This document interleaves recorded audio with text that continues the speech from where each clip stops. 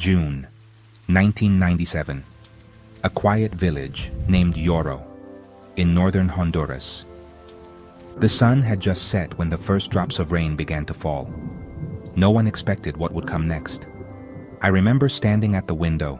The sky turned a strange shade of green. The air smelled of earth and something alive. Then, a sound like heavy hail. Thud, thud, thud. But when I looked outside, I didn't see ice. I saw frogs, hundreds of them, falling from the dark clouds, slapping against the muddy ground, jumping in panic, croaking in chorus. The villagers screamed, then laughed, then prayed. Some gathered the frogs in baskets, believing it was a blessing from God. Others feared a curse. This was not the first time. Old records say it happens every year in Yoro, a phenomenon called lluvia de peces, the rain of fish, and sometimes frogs.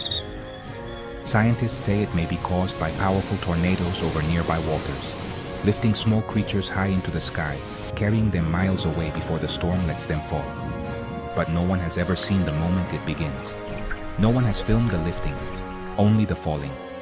So each year, when the clouds gather, the people of Yoro look to the sky and whisper, "Will it rain again tonight, life from heaven?"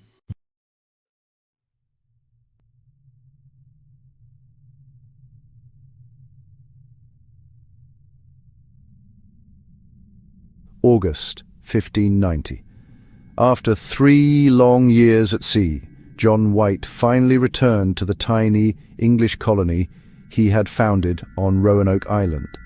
He carried gifts, letters, and hope for his daughter, his newborn granddaughter, and the 100 settlers he had left behind.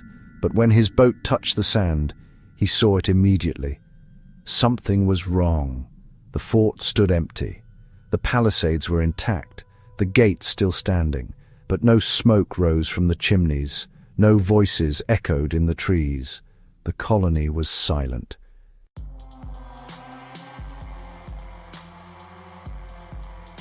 They searched every hut, every path.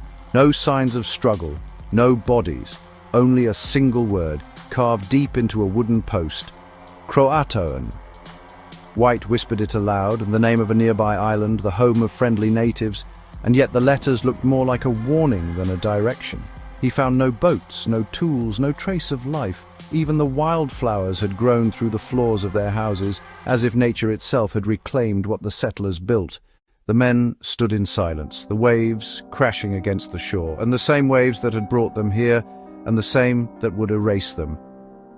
To this day, no one knows what happened to the lost colony of Roanoke. Some say they joined the local tribes and disappeared into the forests.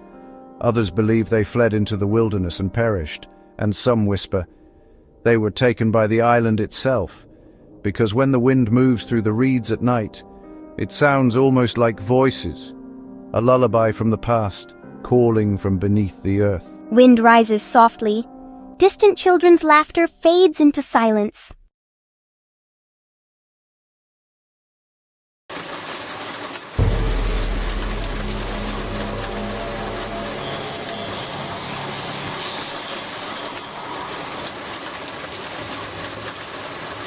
April 1888. The sun burned high over the fields of Bihar, India. It was harvest season. Farmers worked beneath a pale sky, their voices carried by the wind. Then, the light dimmed. A shadow spread across the land. The wind died. And in that stillness, a strange sound began, like 1,000 whispers rolling in from the horizon. The first stone struck the earth, then another and another, not pebbles. Ice. Solid, white, heavy as fists, falling by the millions. The storm unleashed its fury for nearly half an hour. Hailstones the size of oranges, some even melons, crashed through rooftops, shattered trees, and flattened fields. People ran for shelter, but nowhere was safe. When it ended, silence fell again. A strange, fragile silence. Hundreds lay wounded. Over 240 people lost their lives, their homes and crops buried under frozen stones. The British records called it the Great Hailstorm of 1888. To this day, it remains the deadliest hailstorm ever recorded. No one could explain how such monstrous ice could form in the burning air of India's plains. Some said it was the breath of angry gods. Others that the sky itself had cracked open and rained down its heart.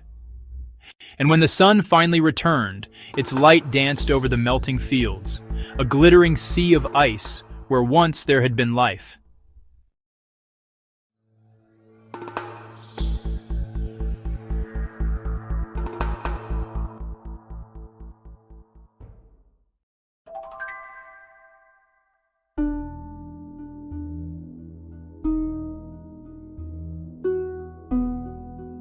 At the edge of the world, where everything is white, still, and silent, a scientist kneels beside the snow and sees red. Not a trick of light, not a reflection of sunset. The snow itself is bleeding. Across the endless ice, streaks of crimson cut through the white, like veins across the earth. The air smells faintly of salt and iron. Even the glaciers seem to blush beneath the pale sun. For a moment, it feels like the planet is alive and wounded.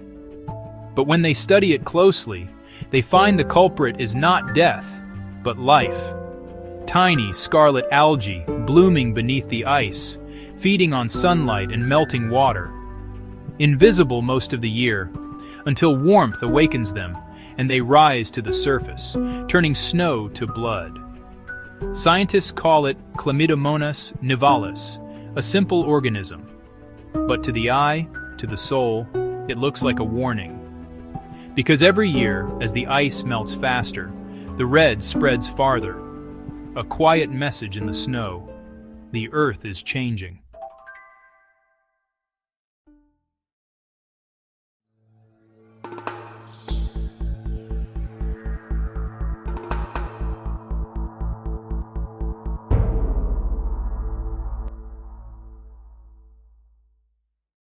The Dyatlov Pass Mystery. Ural Mountains, 1959, February 1959. 9 young hikers set out into the frozen heart of the Ural Mountains. They were strong, bright, fearless, students from the Ural Polytechnic Institute, chasing the white silence of adventure. The snow glittered under a pale winter sun. Their breath turned to silver mist. Every step sang with the promise of the unknown. They set up camp on the slopes of a mountain the locals called Kholat Syakhl, the Mountain of the Dead. By nightfall, the wind had changed. It came down from the ridge, sharp, violent, alive. The temperature dropped to -30 degrees. Snow whipped across the canvas of their tent. Still, they sang. They joked. They trusted the mountain. Then something happened.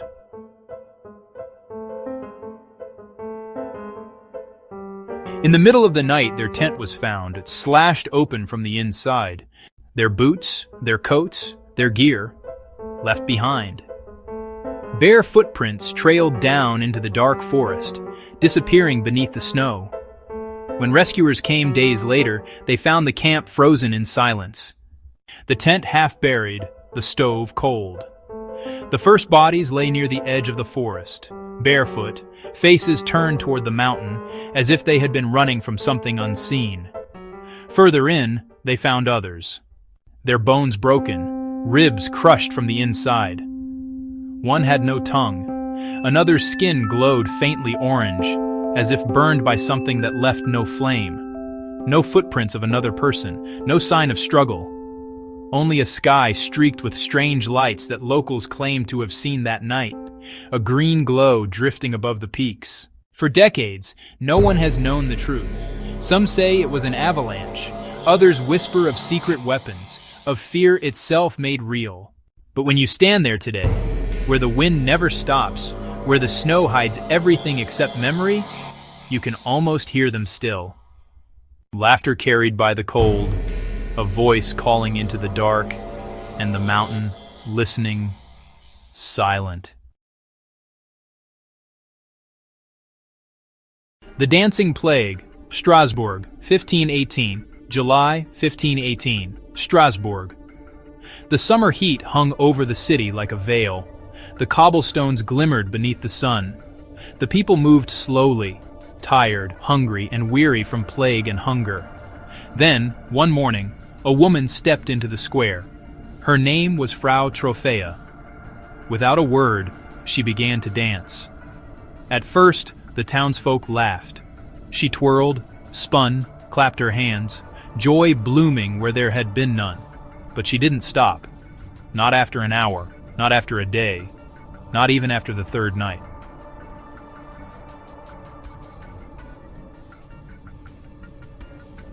By the end of the week, 30 people were dancing beside her, then 50, then 100. Their feet bled through their shoes. Their faces were pale with exhaustion, yet their bodies moved as if possessed. Doctors were summoned. They called it a fever of movement. Priests whispered that it was a punishment from God. The city council, desperate to contain it, did something unthinkable. They built a stage, hired musicians, and told the dancers to dance it out. But the music only made it worse. The rhythm spread like fire through the streets, people collapsing mid-step, their hearts bursting, their eyes wild with joy and terror.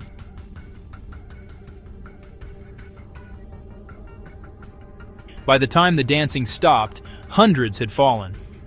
The city was quiet again. But even years later, witnesses said that on hot summer nights, they could still hear the faint echo of drums and see shadows moving in the square, spinning under a ghostly rhythm that never truly ended.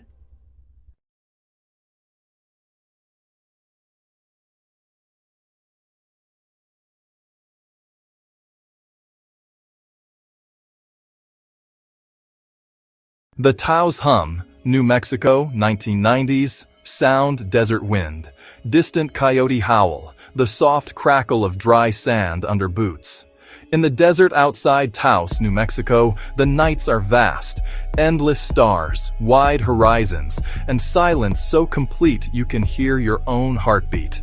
But in the early 1990s, the silence broke. People began to report a strange sound, a low vibrating hum, like a truck engine idling someplace deep underground. It wasn't loud. It wasn't constant. But once you heard it, you could never unhear it. Sound. Faint low-frequency hum begins. Soft at first, like a heartbeat beneath the desert wind. For some, it came at night, a gentle pulse beneath the walls. For others, it followed them into the open desert, a sound with no source, no beginning, no end. Engineers searched. They measured, recorded, tested. No machines, no power lines, nothing. Psychologists said it was in the mind, the brain amplifying its own noise. But the locals disagreed. They could feel it. A pressure behind the ears, a vibration in the chest, a sound that wasn't heard, but felt. One man said, "It's like the earth is breathing, slow, deep, restless." Over time, some moved away. Others learned to live with it, to sleep with radios on, to fill the silence with something human. But the hum never stopped. Even now, on still desert nights, if you stand in the open and close your eyes, you might hear it too. A sound without a source, a voice without a mouth, the desert whispering to itself. The hum fades, leaving only the faint sigh of wind. The Oakville Blobs, Washington, 1994. It began like any other rainy morning. August 7th, 1994. The people of Oakville, Washington woke to the steady drumming of rain against their windows, a sound they knew better than any other. But this time, something was different. When they stepped outside, they saw that the rain wasn't water.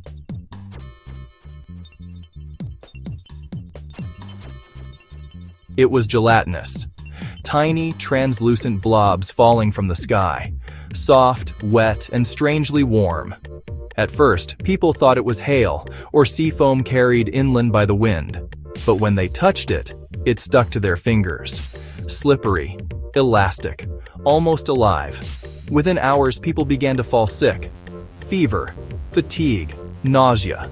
Animals grew weak. Cats and dogs refused to eat or drink. The police collected samples. The local health department sent them to the lab. Under a microscope, the blobs looked Biological. Microscopic cells, but not bacteria, not algae, not anything that should have fallen from the sky. Theories spread like lightning. Some said it was military testing, biological waste released by aircraft. Others whispered about a living organism, something from the ocean or from beyond. Days passed. The rain came again, and again, 5 times in total. Each time, the strange substance blanketed the ground like a ghostly dew. Then, just as suddenly as it began, it stopped. The sky cleared, the sickness faded, and the blobs were never seen again. To this day, no one knows what they were, where they came from, or why they fell. But those who were there still remember that August morning when the sky opened and something unknown came down with the rain.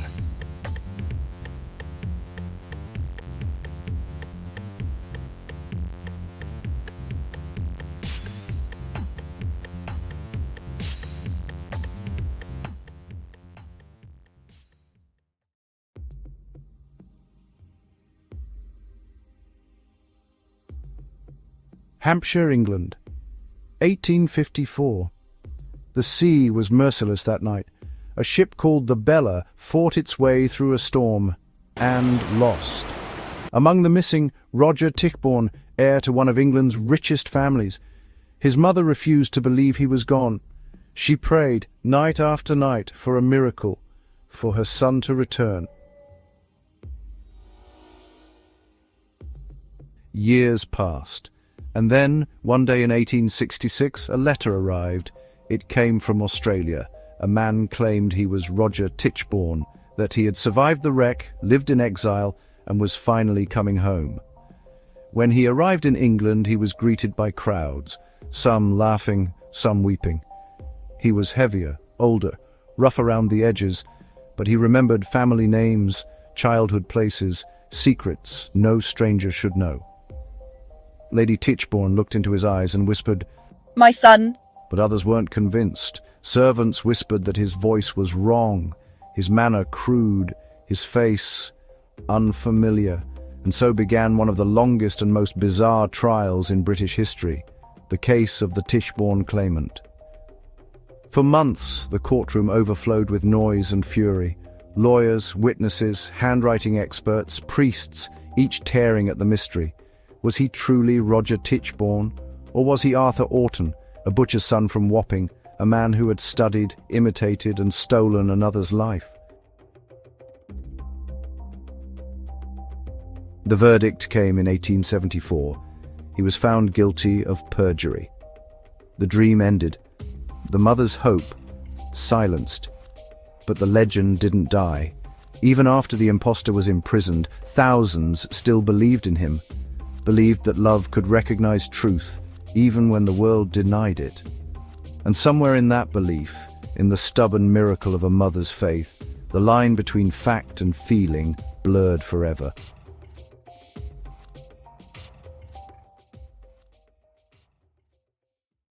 The Mary Celeste, the ghost ship of the Atlantic, 1872. December 5th, 1872. The Atlantic Ocean near the Azores. The sea was calm, the sky bright. A perfect day for sailing. From the deck of the British ship Dei Gratia, a lookout spotted something unusual on the horizon. A ship drifting aimlessly, her sails half set, her course lost to the wind. As they drew closer, they saw her name painted on the stern, Mary Celeste. She had left New York 8 days before the Dei Gratia, bound for Genoa, Italy. A sturdy brigantine, crewed by 7 sailors, the captain, Benjamin Briggs, his wife Sarah, and their 2-year-old daughter. But now, the ship was empty. The boarding party found no one on deck. The wheel turned lazily in the breeze. Below, the cabin was silent, a half-eaten meal on the table, a child's toy rolling with the swell, and a cup of tea still faintly warm. The cargo, barrels of industrial alcohol, was untouched. The lifeboat was gone. The logbook ended abruptly 10 days earlier, with nothing unusual recorded. No signs of struggle, no blood, no broken glass. Only absence. The ship herself was in perfect condition, her hull dry, her sails intact, but her people were gone, as if they had simply stepped off the world. Theories came and went like waves. Pirates, mutiny, seaquake, explosion, even a vortex of the unknown. None ever fit. For over a century, the Mary Celeste has drifted through history as a symbol, not of horror, but of silence, a ghost that floats between truth and imagination. And some say that on certain nights, when the moon is low and the sea is calm, a ship still glides through the fog, her sails whispering, her deck empty, and her lanterns burning softly against the dark. The WOW signal, Ohio, 1977. A real interstellar message that might have come from beyond. August 15th, 1977. In the still summer night outside Delaware, Ohio, the massive Big Ear radio telescope scanned the heavens, listening, as it always did, for whispers among the stars. Hour after hour, it heard nothing but cosmic background noise, a soft static that filled the universe like the ocean fills a shell. Then, at 10:16 p.m., the silence broke. A signal. A narrow, steady beam from deep space. Not random, not noise, something intentional. It lasted 72 seconds, and then, gone.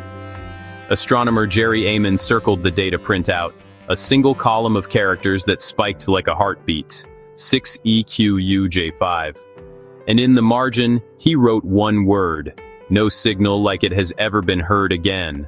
It didn't match any planet, star, or spacecraft. It came from somewhere in the constellation Sagittarius, a place too empty, too distant, too perfect. For decades, scientists have searched the skies again and again, hoping for a repeat. But the WOW signal remains alone. A voice that spoke once, then fell silent forever. Maybe it was interference, maybe a reflection, or maybe, just maybe, for 72 seconds, we were not alone.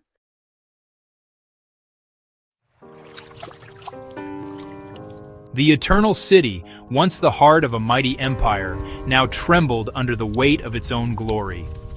Rome, whose name echoed across continents, felt the hands of time and fate closing around it.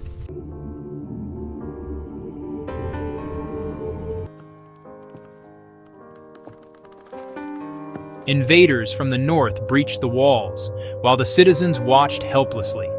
Fear, despair, and disbelief carved deep lines into every face.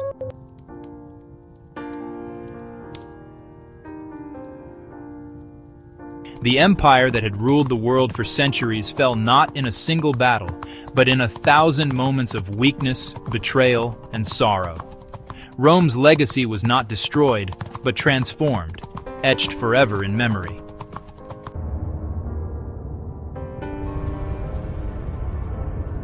History would remember Rome, not as a fallen city, but as a lesson, a mirror of human ambition, pride, and vulnerability.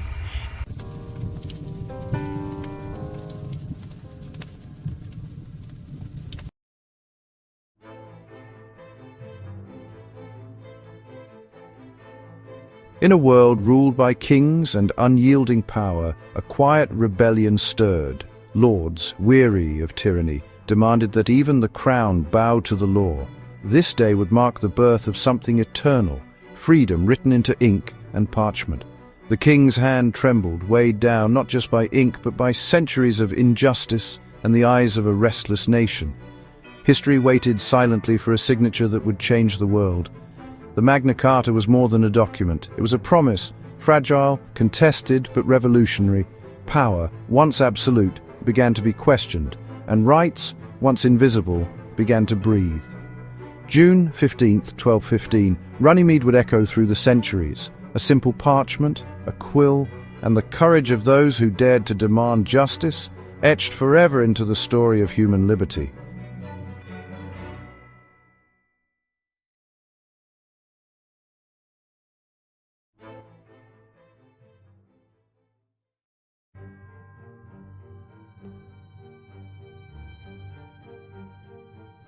They came across the sea, carrying not just trade but death itself.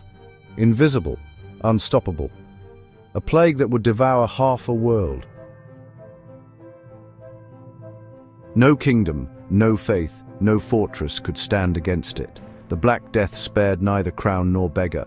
It crept through cities like shadow, turning life into silence. Bring out your dead. In a single breath, humanity was reminded of its fragility.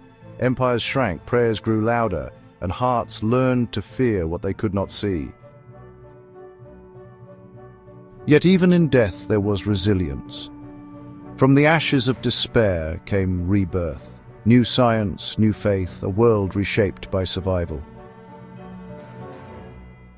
The plague ended, but the memory endured, whispering through centuries that life is precious, fragile, and fleeting.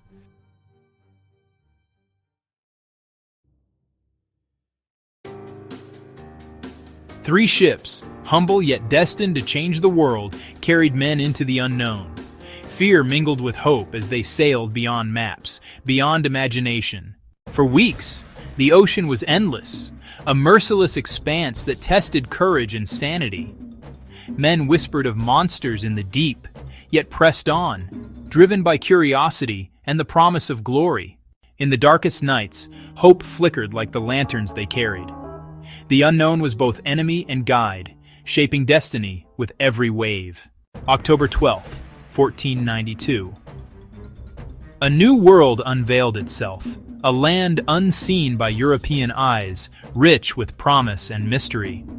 History pivoted on that day, forever linking continents, cultures, and fates. Discovery is never simple. It is fear, wonder, courage, and consequence intertwined. And on that distant shore, a new chapter in human history began.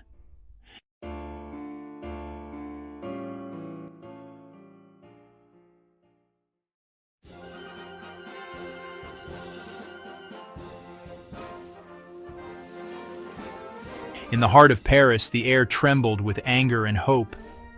The people, long silenced, finally found their voice, demanding liberty, equality, and the courage to reshape a kingdom. Walls that once imprisoned thoughts and bodies began to crumble, not only stone but centuries of oppression. Every shout, every step, every hammer against the Bastille rang with the heartbeat of a new era. The revolution was not clean, not orderly.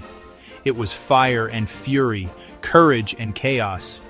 It demanded sacrifice, yet promised change that no king could deny. July 14, 1789, Paris stood as the epicenter of a new dawn. A people rose, not just to topple a fortress, but to claim their destiny and rewrite the story of humanity. The echoes of that day would resonate for centuries.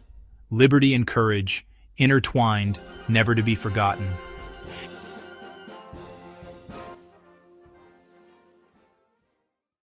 Distant thunder, heavy rain building, slow heartbeat of drums, July 1877. The town of Memphis, Tennessee was drowning in a summer storm. Thunder rolled across the Mississippi, lightning flashed, white against a black sky. And then, the rain changed. At first, people thought it was hail, something heavy striking the rooftops. But when they stepped outside, they saw the impossible. Snakes. Small, writhing green snakes, falling from the clouds, slapping against the muddy streets, twisting, alive, terrified. Witnesses wrote that dozens, maybe hundreds, dropped from the storm above. Farmers gathered them in buckets. Children screamed and ran. Newspapers across the South called it the serpent storm. What could have brought them down from the heavens? Scientists of the time believed a tornado might have swept through a nearby swamp, lifting the snakes high into the sky, carrying them miles before releasing them over the city. But others weren't so sure. They said the snakes came from nowhere, that the storm itself had given them birth. When the clouds finally broke, the streets shimmered in the fading rain, a carpet of scales and silence. And for days after, the people of Memphis looked at every passing storm and whispered, "What will fall next?" Rain softens. A single thunderclap echoes far away. Fade out. July 2001. The people of Kerala in southern India woke to a strange dawn. The air was heavy, still. The monsoon clouds hung low over the red soil and the coconut trees swayed without wind. Then the rain began, but it was not clear. Drops struck the roofs, the leaves, the white clothes drying in the yards, and left behind red stains. Within minutes, the puddles turned crimson. The streets flowed like blood. People stood in silence, watching the sky weep red. Some prayed, some ran to collect the rain in jars, believing it was a sign from the gods. Others feared it was the beginning of the end. For weeks, the strange rain returned, always red, always in the same region. Scientists rushed to Kerala with their instruments and microscopes. At first, they thought it was dust from the Sahara, carried across continents. But the samples told a stranger story. Each drop contained microscopic red cells, alive but unlike any known organism. They had no DNA. Some researchers even suggested they came from space, the fragments of a passing comet, carrying life from beyond the Earth. No theory ever fully explained it. The rain simply stopped, as suddenly as it began. And even now, when the monsoon clouds gather again, the people of Kerala remember that month, when the sky bled and heaven itself seemed alive.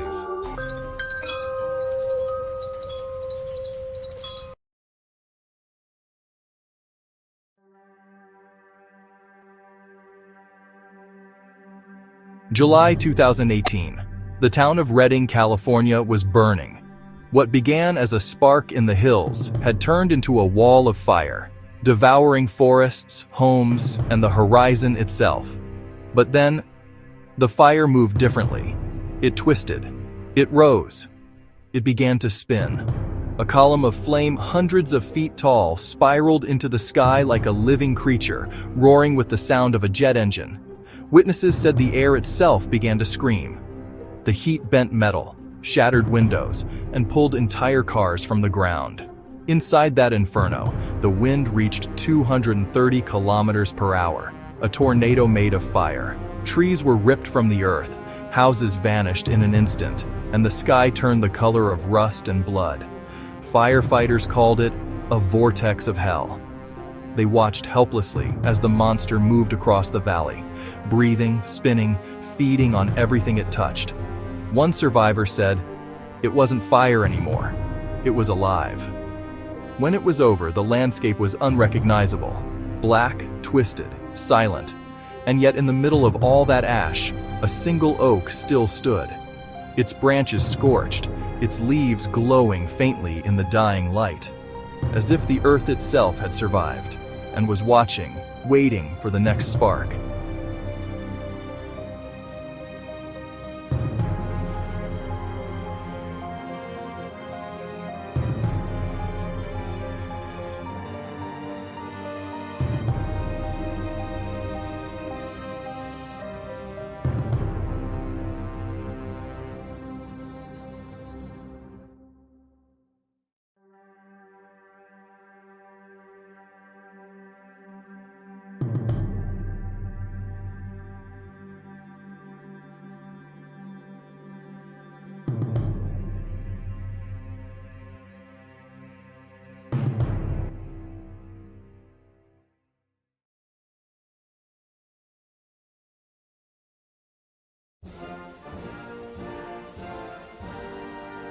In a world ruled by distant kings and imperial decree, 13 colonies dared to dream of freedom.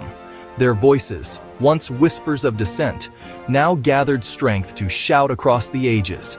Every word, every sentence, every signature carried not just the weight of rebellion, but the audacity of self-determination. Liberty was no longer an idea. It was a declaration. The declaration was more than parchment. It was a promise to a people, a challenge to tyranny, and a spark that would ignite a revolution. July 4th, 1776. 13 colonies proclaimed themselves free. The world would never be the same, for the idea of liberty had found its voice.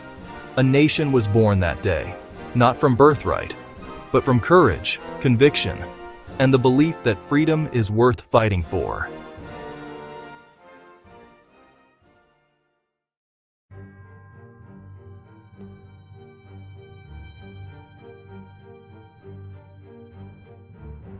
The world was waking to a new age, one of fire, steel, and unyielding motion. Machines roared where hands once toiled, and the pulse of industry reshaped cities, lives, and destiny itself. Innovation was both miracle and menace. Smoke choked the skies, yet ambition soared higher than ever before. The Industrial Revolution did not merely build machines, it built a new era for humanity. The rhythm of progress was relentless. Cities grew, fortunes were made, and lives were transformed, often at great cost. The age of invention demanded endurance, courage, and the willingness to confront the unknown. This was the dawn of modern life, a world powered by steam, ambition, and the unyielding hands of those who dared to shape the future. The Industrial Revolution began not with a single spark, but with countless lives, countless efforts, and the promise that humanity could transform itself and the world.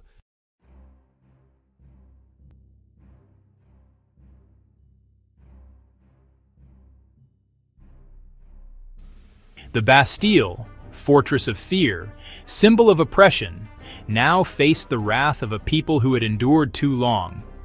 They came not just to fight walls of stone, but centuries of injustice. Every shout, every hammer strike, every cannon fired was a heartbeat of a nation rising. Liberty demanded courage, and Paris answered with fury and hope intertwined. This was chaos, but it was purposeful. Stone fell, walls crumbled, and an era of monarchy began to tremble. The people were no longer silent. They were architects of their destiny. July 14th, 1789, Paris became the epicenter of a revolution that would echo through centuries. The fall of the Bastille was not merely an act of war, it was the triumph of courage, unity, and the human spirit. History remembers the day not as destruction, but as the birth of liberty, a beacon for generations to come.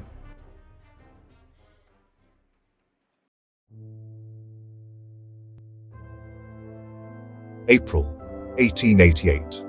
The sun burned high over the fields of Bihar, India. It was harvest season. Farmers worked beneath a pale sky, their voices carried by the wind. Then, the light dimmed. A shadow spread across the land. The wind died, and in that stillness, a strange sound began, like 1,000 whispers rolling in from the horizon. The first stone struck the earth, then another, and another. Not pebbles, ice, solid, white, heavy as fists, falling by the millions. The storm unleashed its fury for nearly half an hour. Hailstones the size of oranges, some even melons, crashed through rooftops, shattered trees and flattened fields. People ran for shelter, but nowhere was safe. When it ended, silence fell again. A strange, fragile silence. Hundreds lay wounded. Over 240 people lost their lives, their homes and crops buried under frozen stones. The British records called it the Great Hailstorm of 1888. To this day, it remains the deadliest hailstorm ever recorded. No one could explain how such monstrous ice could form in the burning air of India's plains. Some said it was the breath of angry gods. Others, that the sky itself had cracked open and rained down its heart. And when the sun finally returned, its light danced over the melting fields, a glittering sea of ice, where once there had been life. The sound of melting water. A single bird calls in the distance.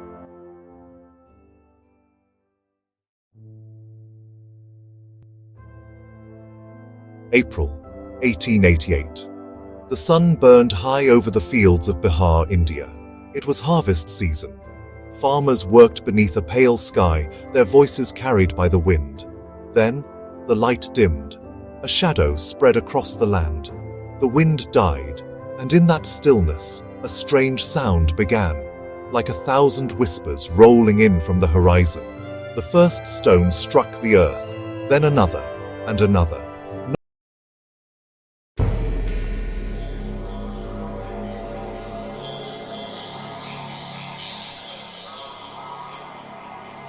June 30th, 1908. The sun rose over the remote Siberian taiga, painting the endless forest in shades of green and gold.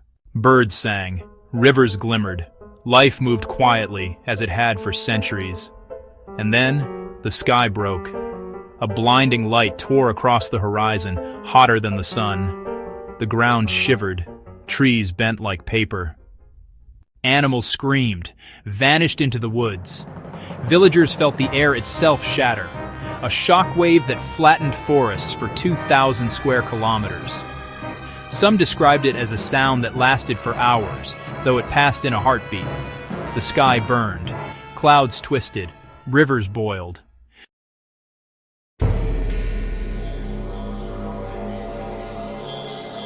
The event released 1,000 times the energy of Hiroshima, yet no one truly knows what fell from the sky. Scientists now believe it was an asteroid or comet fragment, exploding above the Earth in a fireball. But at the moment it happened, it was the wrath of the heavens made visible, and the world felt its rage. When the light faded, Siberia was forever changed. The forest lay silent, broken, but alive. And for years afterward, locals whispered, the sky opened, and it screamed.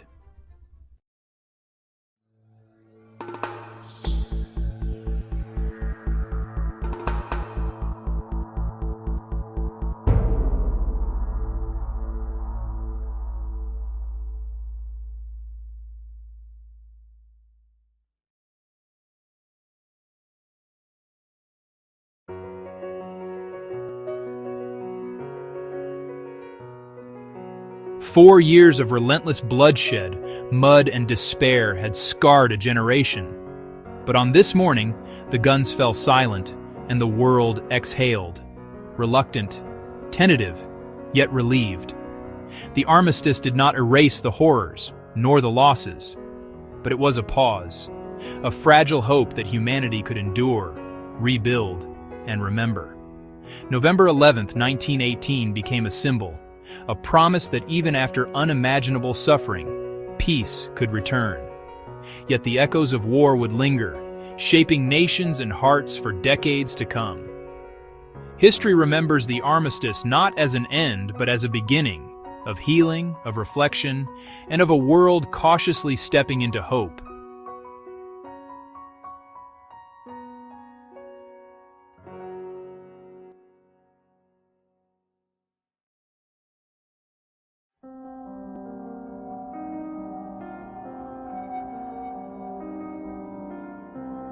The people of Petrograd had endured hunger, war, and oppression. On this day, their patience erupted into action, an uprising not just of bodies, but of spirit. The revolution was chaos made purposeful, fury made disciplined. The Winter Palace stood as a symbol of centuries of power, but today, even stone would bow to the will of the people. Every step forward was a claim for justice. Every cry of the crowd echoed through history, declaring that the age of the monarchy had ended. The Russian Revolution was not merely a seizure of power, it was the awakening of a nation, the birth of new ideals, and the reshaping of a world on the brink.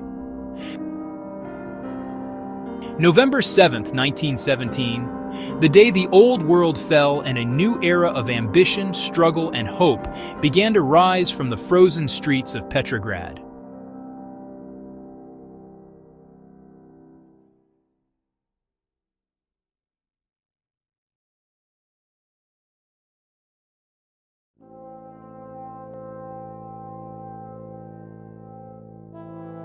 December 1952. London woke under a cold, colourless sky. The coal fires burned as they always did, millions of chimneys exhaling into the winter air. By noon, a fog rolled in from the Thames. At first, it was ordinary, the kind that wrapped the city like a soft blanket. But within hours, the fog changed. It thickened, darkened. The air grew heavy, oily, suffocating, alive. Streetlights disappeared, buses stopped, People held out their hands and couldn't see their own fingers. Inside homes, lamps glowed yellow against walls of smoke. Outside, footsteps vanished into silence. And the smell, a bitter mix of sulfur, coal, and death. Hospitals filled within hours, the old, the young, the sick, gasping, coughing, collapsing, animals suffocated in their stalls. By the 5th day, over 4,000 people were dead. The fog did not move. It waited. It settled like a predator, silent, patient, invisible. And then, as suddenly as it came, it lifted. The wind returned, the city breathed again. But London would never be the same. The world had learned a cruel truth. Sometimes the most beautiful things, mist, fog, light, can kill.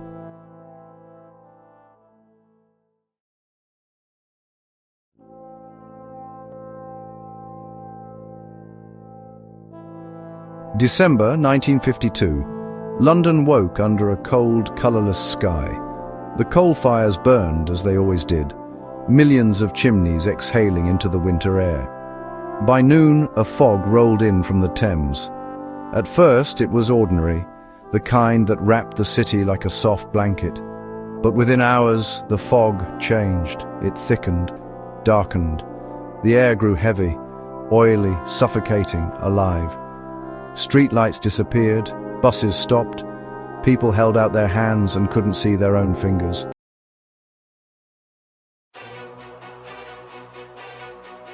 June 2002.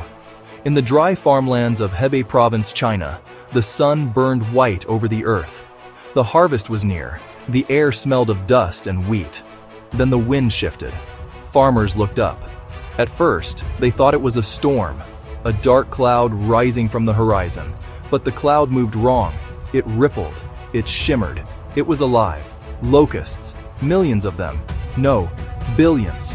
A sea of wings that turned the sky black. The swarm hit the fields like a wave. Stems snapped. Leaves vanished. The sound of chewing filled the air. A dry, endless crackle, like fire in reverse. Men swung sticks, shouted prayers, lit fires, but nothing could stop them. The locusts filled the air. The wells, the mouths of sleeping cattle. They covered every inch of land until the world itself seemed made of wings. For 3 days, the swarm devoured everything. When it finally moved on, the land was stripped bare, silent, pale, lifeless. Scientists later said it was triggered by a rare pattern of heat and humidity, a perfect storm of nature's timing. But the people of Hebei remember it differently. They say that, for those 3 days, the sky ate.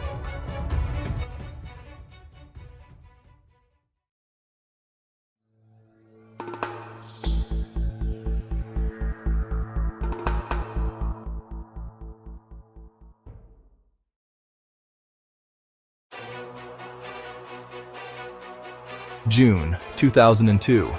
In the dry farmlands of Hebei Province, China, the sun burned white over the earth.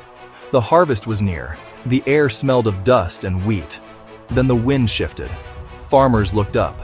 At first, they thought it was a storm, a dark cloud rising from the horizon. But the cloud moved wrong. It rippled. It shimmered. It was alive. Locusts. Millions of them. No, billions. A sea of wings that turned the sky black. The swarm hit the fields like a wave. Stems snapped. Leaves vanished. The moving rocks. Death Valley, USA. In the heart of Death Valley, there is a place so empty that time itself seems to pause. A cracked, pale desert floor, flat as glass, stretching to the horizon, and across that silence, the rocks move. Not once, not twice, but again and again, leaving long, perfect trails carved in the dust behind them. Each stone weighs as much as a man, some heavier, yet no one sees them move. Not the scientists, not the cameras, not the wind. They simply wake one morning, and the rocks are somewhere else. For years, people called it magic. Some whispered that the desert was alive, that the rocks were drawn towards something unseen, a pulse beneath the earth. In 2014, scientists finally captured the truth. On rare freezing nights, a thin layer of ice forms on the desert floor. As dawn breaks, the sun melts it, and the stones glide, ever so slowly, across the slick mud, pushed by nothing more than a whisper of wind. But somehow, knowing the answer doesn't make it less strange, because when you stand there, in that vast, silent emptiness, you can almost feel the ground breathing, the world shifting, quietly, patiently, while no one is watching. Wind fades to silence. One stone scrapes faintly in the distance. The Moving Rocks, Death Valley, USA. In the heart of Death Valley, there is a place so empty that time itself seems to pause.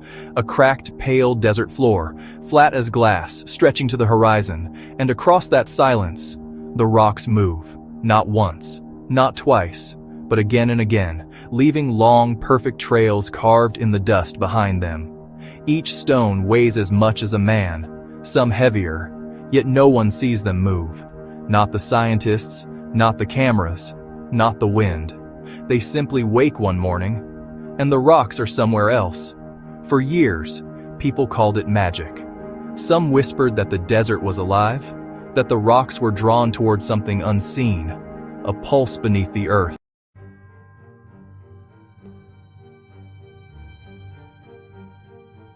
Berlin, once the pride of an empire, now lay in ruins. The war that had engulfed the world had reached its final brutal chapter. For months, the city had endured relentless bombardment. Hunger, fear, and despair had become daily companions. Yet even in the darkest hours, the human spirit flickered like a fragile flame. April 30th, 1945, the Führer's reign ended, and the symbol of tyranny crumbled. Victory and devastation intertwined in a city that had seen the extremes of human ambition and cruelty. The fall of Berlin was more than a military conquest. It was the end of a nightmare and the painful birth of a world striving to rebuild, remember, and never repeat. History remembers Berlin not only for its destruction, but for its resilience, the courage of survivors, and the dawn of a fragile peace.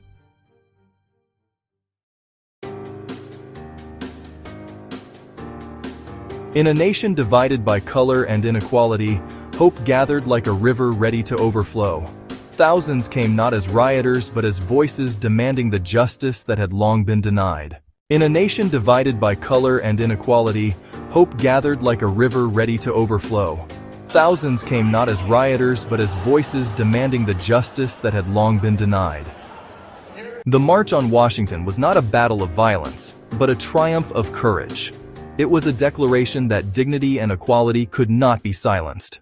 August 28, 1963, the day Martin Luther King Jr. spoke and the world listened. His words, simple yet profound, wove a vision of a better tomorrow, echoing through hearts and history. "I have a dream," he said. "A dream not of one, but of all.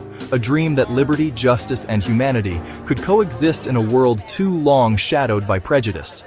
This march was more than a protest. It was a turning point, a reminder that change is born when courage and conviction meet. History remembers August 28, 1963, as the day hope spoke loudly and a nation was challenged to listen, reflect, and rise.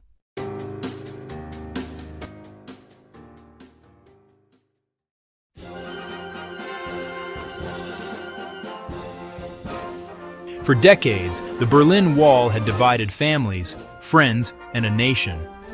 But on this day, the walls that separated hearts and minds were about to crumble. The fall of the wall was not just concrete collapsing, it was hope breaking free, the sound of freedom echoing across a once silent city. November 9, 1989, the day Berlin was reunited not through diplomacy alone, but through the courage and persistence of its people. A nation healed in a moment, yet forever marked by the memory of division. The wall may have stood for decades, but it could not contain the human spirit. Its fall was a testament to resilience, unity, and the unyielding desire for freedom. History remembers November 9, 1989, as the day the world witnessed that walls may divide, but hope and courage can always reunite.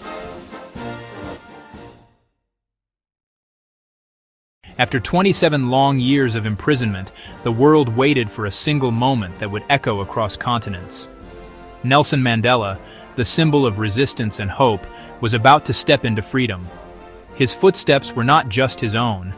They carried the weight of a nation, the dreams of millions, and the promise of equality. February 11, 1990, the day chains were broken, not only for Mandela, but for South Africa itself. Hope had triumphed over oppression, courage over fear. He did not come to seek revenge, but reconciliation. He embodied the belief that humanity can rise above injustice and forge a future of unity and dignity. History remembers Mandela's release as the moment when hope walked free, a beacon for the world, showing that persistence, courage, and the human spirit can change the course of history. Did you know people once believed flies just magically appeared from rotten meat?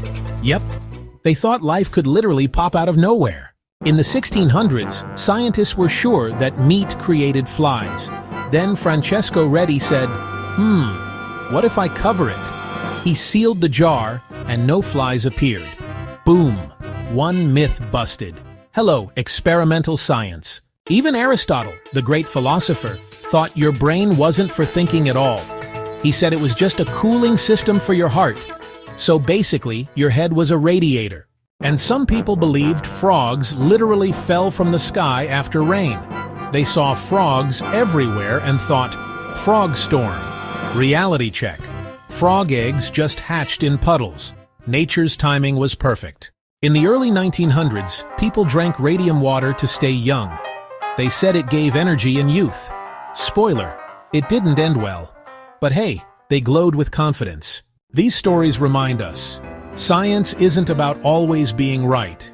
It's about daring to be wrong and learning from it. So what's your favorite ridiculous belief from history? Drop it in the comments, and let's laugh scientifically. Think you're the smartest in the room? Well, a crow might just school you. Today on Biodetective, we're diving into a mind-blowing experiment from the University of Oxford. Imagine a thirsty crow dropping stones into water to get a drink. Sounds like a fairy tale, right? Think again. Meet 07, a New Caledonian crow. This feathered genius solved puzzles that left humans scratching their heads. Using science, these crows showed they understand physics better than some students. So, next time you think you're the smartest species on the planet, remember, a crow might just be your toughest competition.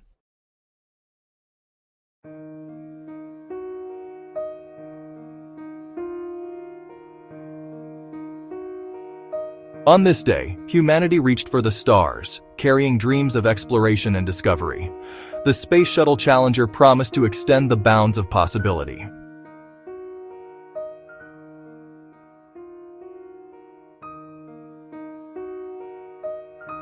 The world held its breath as history prepared to be written. But even in moments of triumph, fate can strike with merciless force.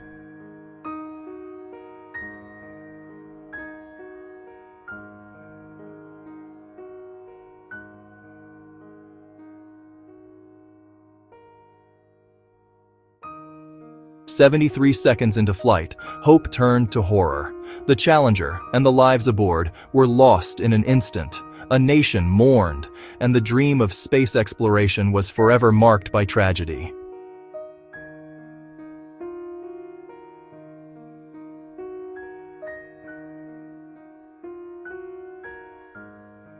Yet, even in this darkness, the human spirit did not falter. Lessons were learned, safety reinforced, and the pursuit of discovery continued, carrying the memory of those lost as both inspiration and warning.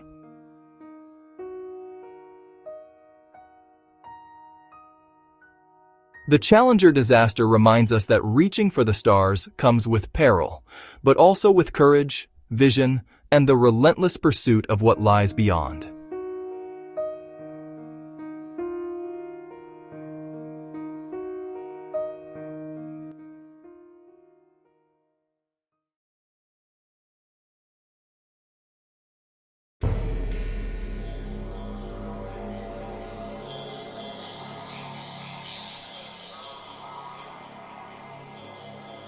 In the heart of the Soviet Union, a silent danger stirred.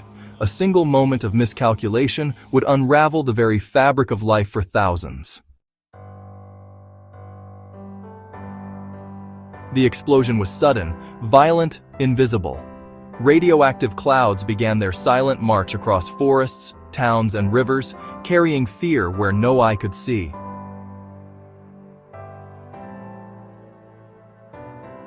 Heroes ran toward destruction, their courage confronting an enemy they could not see, feel, or escape. Their sacrifice became a testament to human bravery in the face of invisible terror.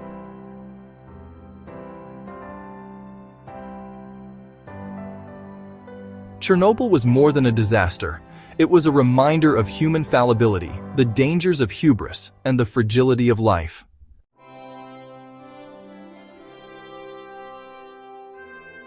Though the world witnessed the destruction, it also witnessed courage, resilience, and the relentless will to contain the unseen threat.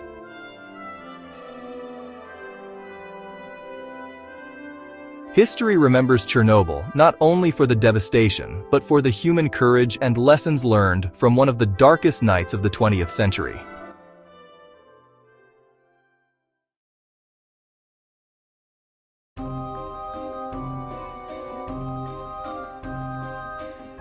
December 14, 1900, Max Planck introduced the concept of quantized energy, a revelation that would birth quantum mechanics.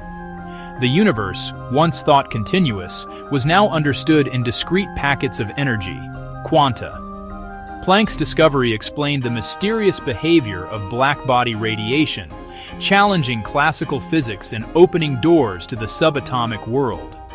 This moment marked the birth of a new era in science, one that would lead to quantum mechanics, particle physics, and technologies beyond imagination. December 14, 1900, a day when the fabric of reality was glimpsed anew, revealing a universe of discrete energy, probabilities, and infinite possibilities. History remembers this breakthrough as the foundation of quantum mechanics, forever transforming our understanding of the universe.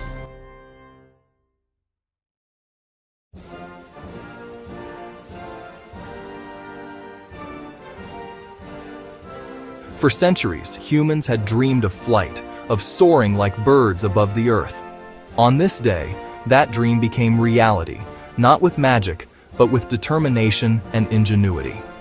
December 17, 1903, the first powered, controlled, heavier-than-air flight lifted from the ground.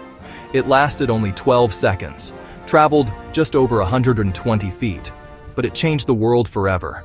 Every heartbeat, every breath, every trembling wing was a triumph of human courage and ingenuity.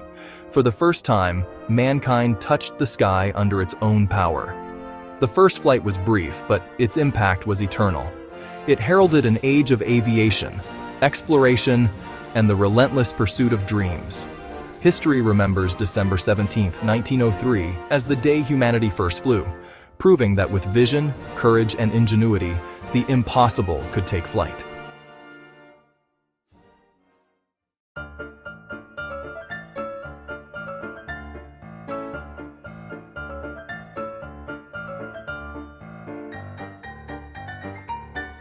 On Christmas Eve 1906, human voices and music traveled invisibly through the air for the very first time. Reginald Fessenden broadcasted live from Brant Rock, changing communication forever.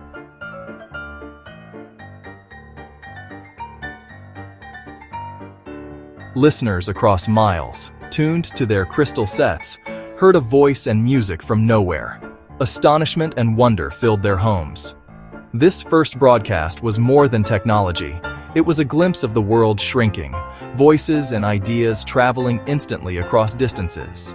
December 24, 1906, a day when music and speech transcended distance, laying the foundation for radio, mass communication, and the global sharing of ideas. History remembers this moment as the birth of broadcasting, when humanity first sent its voice across the invisible air.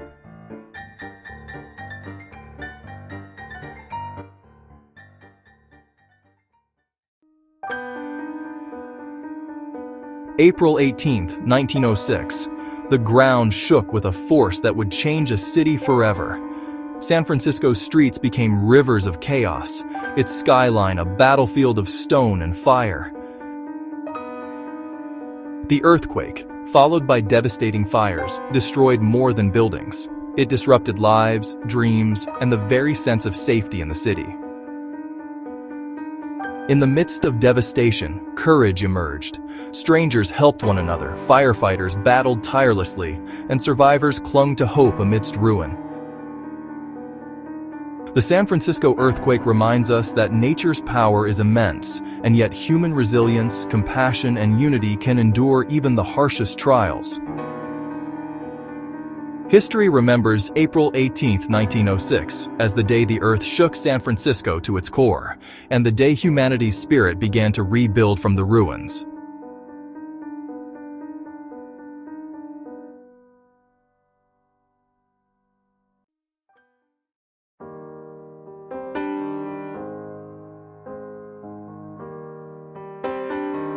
December 6, 1917, the collision of ships in Halifax Harbor unleashed one of history's largest non-nuclear explosions.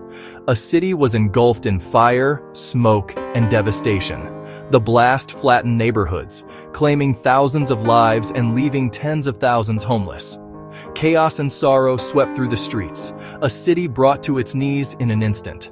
Yet, amidst the horror, humanity shone. Rescue teams, neighbors, and strangers united, proving compassion endures even in the darkest hours. The Halifax explosion reminds us of the fragility of human life and the strength of human solidarity in the face of catastrophe.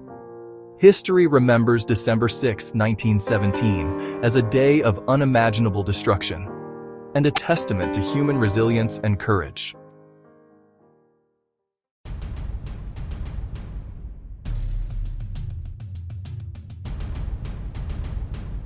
May 1919, humanity dared to cross the Atlantic by air for the first time.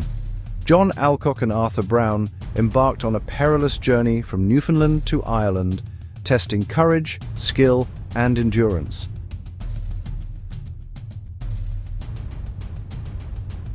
"18 hours of relentless flying, battling storms, turbulence, and freezing winds brought them closer to an impossible dream."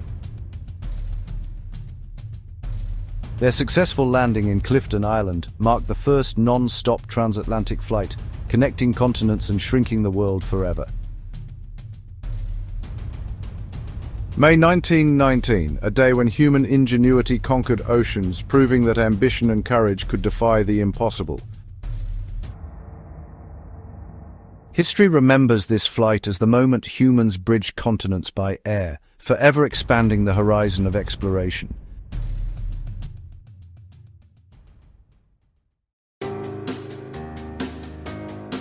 April 6, 1924, humanity dared to circle the world from the skies. 4 Douglas World cruisers embarked on a journey that would test endurance, courage, and innovation. April 6, 1924, humanity dared to circle the world from the skies. 4 Douglas World cruisers embarked on a journey that would test endurance, courage, and innovation.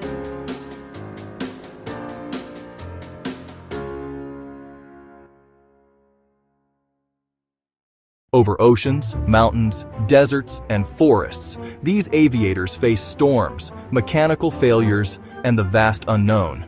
Yet determination carried them onward, mile by mile.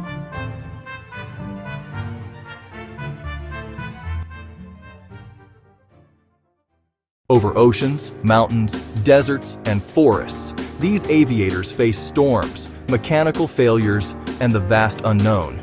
Yet determination carried them onward, mile by mile. By September 28, 1924, they returned home, successfully completing the first flight around the world. Their journey proved that courage, skill, and perseverance could connect continents and humanity.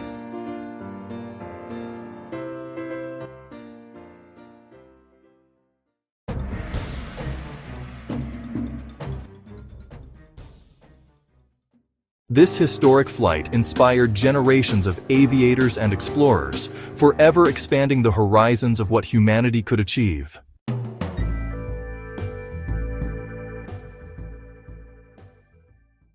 History remembers 1924 as the year the world became smaller, skies became a highway, and dreams took flight across the globe.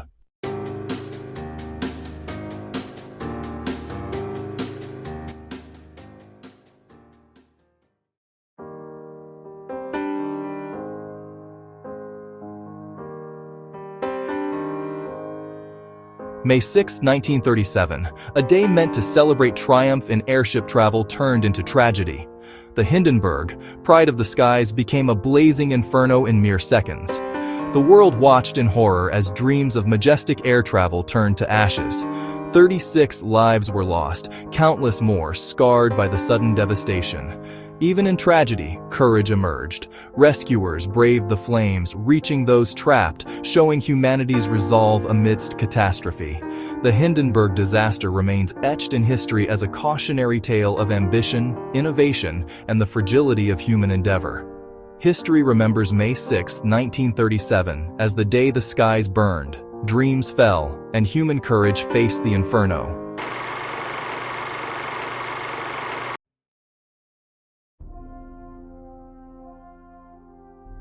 In the quiet corners of a Cambridge laboratory, the secret of life waited to be unveiled. Two scientists, driven by curiosity and collaboration, were about to rewrite biology. February 28, 1953. The structure of DNA was discovered, a double helix, elegant, intricate, and beautiful. A blueprint of life, encoded in twisting strands of molecules.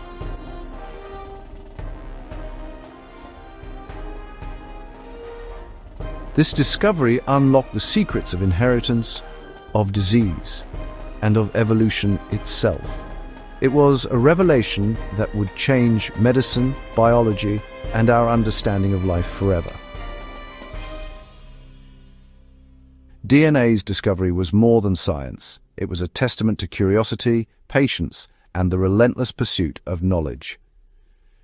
History remembers February 28, 1953, as the day humanity glimpsed the language of life, a code that would inspire generations of discovery and wonder.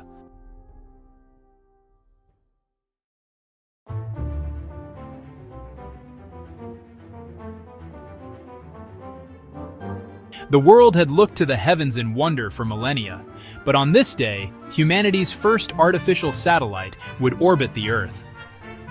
Sputnik was more than metal. It was ambition given motion.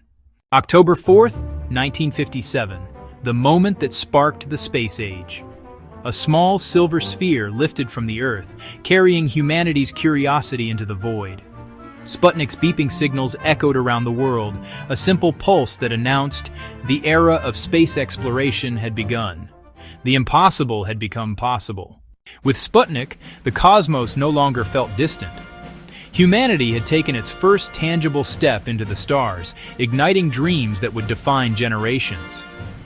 History remembers October 4th, 1957, as the day humanity reached outward, and the vast frontier of space opened its gates to curiosity, courage, and imagination.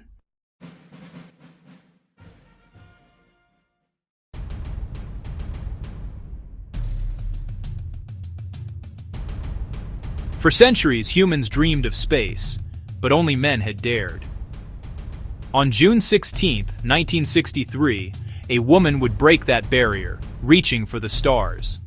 Valentina Tereshkova became the first woman to orbit Earth, a symbol of courage, determination, and the boundless potential of humanity. Orbit after orbit, she witnessed the fragility and beauty of our world, inspiring generations and proving that space is for all humankind. Her journey was brief, yet monumental, a testament to human ambition and the courage to challenge boundaries. History remembers June 16, 1963, as the day Valentina Tereshkova soared into the heavens, opening space for women and inspiring the world to dream bigger.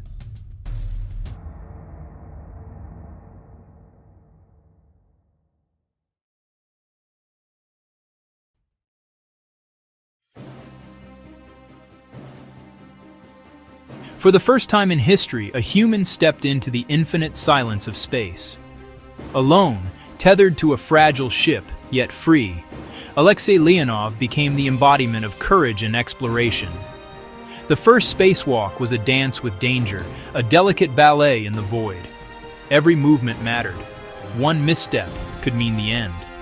Out here, in the silence of the cosmos, humanity confronted its own vulnerability and its potential. Every second was a triumph of skill, bravery, and human ingenuity. March 18, 1965, the first spacewalk was more than a journey outside a ship. It was a journey beyond limits, a step into the boundless, and a symbol that humanity could reach the stars.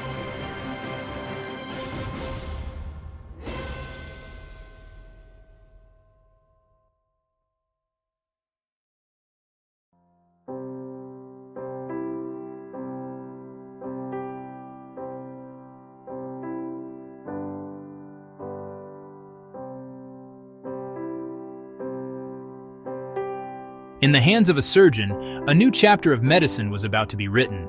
Human life, fragile and finite, would be tested by courage, skill, and daring innovation.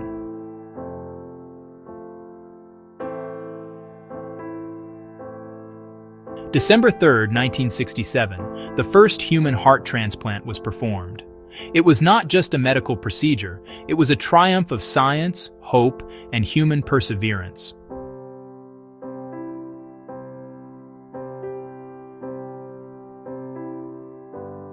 For the patient, it was a chance at life. For humanity, it was proof that the limits of possibility could be pushed, that medicine could reach into the very core of existence.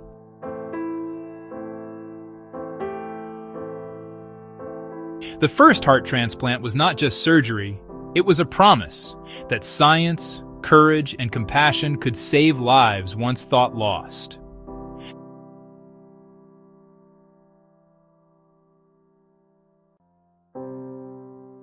History remembers December 3, 1967, as the day humanity took a bold step into the future of medicine, where hearts and lives could be renewed against all odds.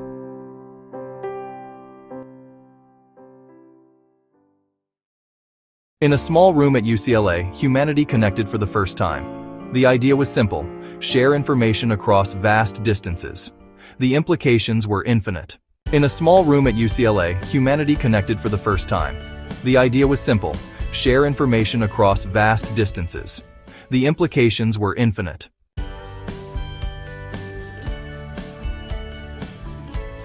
October 29, 1969. The first message transmitted over ARPANET was not perfect, but it was the seed of a revolution. A world once separated by distance and time suddenly began to shrink.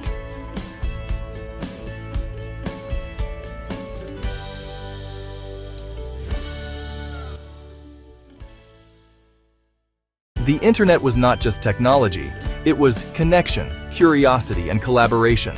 It transformed communication, knowledge, and the very fabric of society. From that first simple message, humanity embarked on a journey into the digital age. Boundaries faded, voices multiplied, and knowledge became accessible as never before.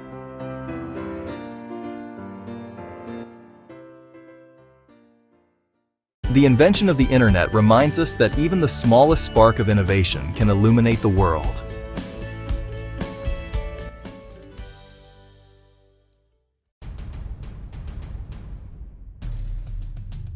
Humanity had always looked to the stars with wonder, dreaming of the impossible.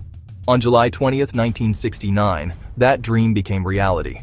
One small step for man, one giant leap for mankind. Every footprint on the moon was a mark of courage, curiosity, and human ingenuity. The astronauts walked where no human had walked before, silent and isolated, yet carrying the hopes of billions below. The moon landing was more than exploration. It was proof that human determination can reach beyond the confines of our world, touching the infinite. July 20th, 1969. The day mankind touched another world. A moment of awe, inspiration, and the endless pursuit of knowledge.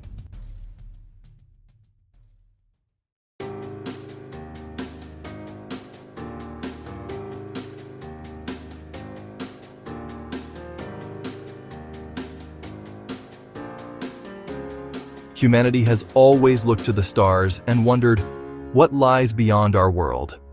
On this day, we sent a messenger to another planet, carrying our curiosity across millions of miles.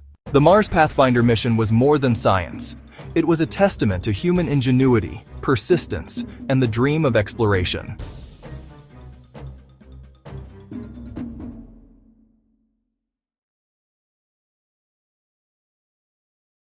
Every second of flight was a leap into the unknown. Millions watched as a small spacecraft carried our hopes, our technology, and our desire to touch another world.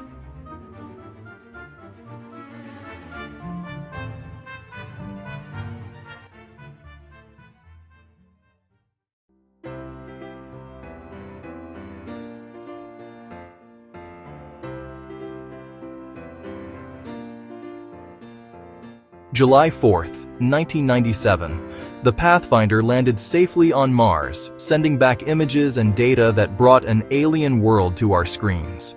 Humanity had reached out and touched another planet, bridging the gap between dream and reality. The Mars Pathfinder mission reminds us that exploration is our nature and that no frontier is beyond the reach of courage, science, and vision.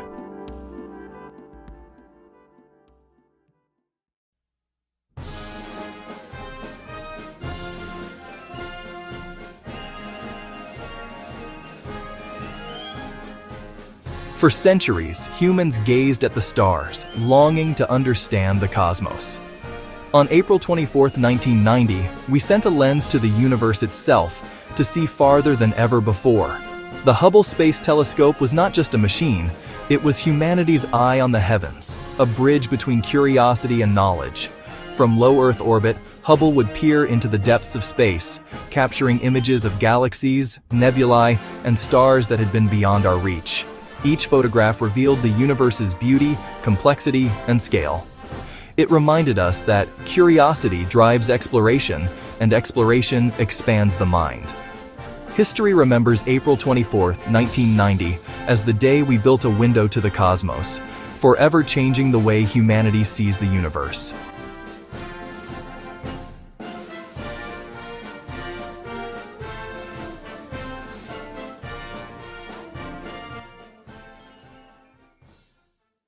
There are places on Earth where time has no meaning, where silence reigns so completely that even the wind seems afraid to speak.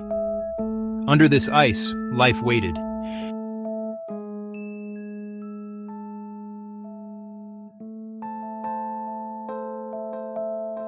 For decades, explorers dreamed of Lake Vostok, a body of water sealed away since before humans walked the Earth. Each meter takes hours. Each sound echoes like a heartbeat in a frozen tomb. To reach it meant drilling through more than 2 miles.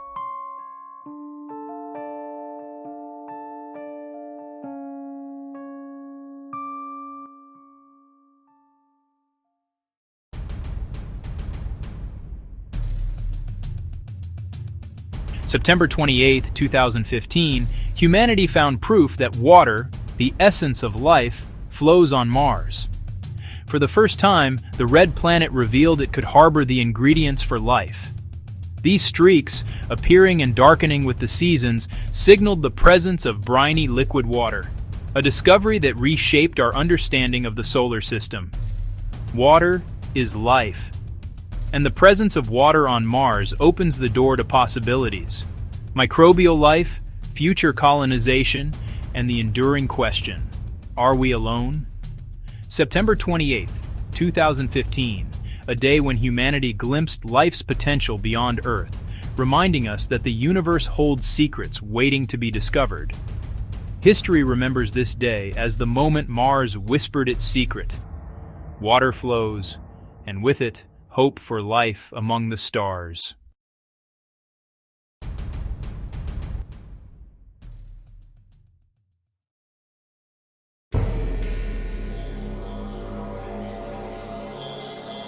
Before the pyramids, before Stonehenge, before the written word, there was Göbekli Tepe, built by hands that had never seen a city, yet dreamed of gods. Before the pyramids, before Stonehenge, before the written word, there was Göbekli Tepe, built by hands that had never seen a city, yet dreamed of gods.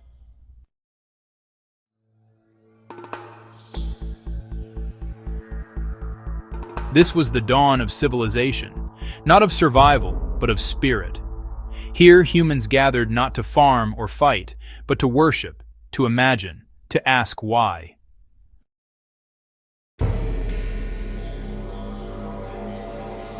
No writing, no metal. Yet the craftsmanship was genius. A cathedral carved by hunter-gatherers who somehow looked beyond the horizon of their age.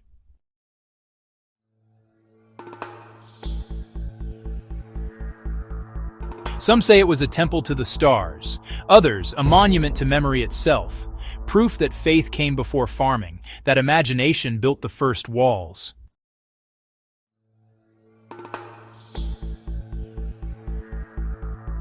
"12,000 years later, we still search for meaning among these stones, the echo of the first question humanity ever asked: who are we?"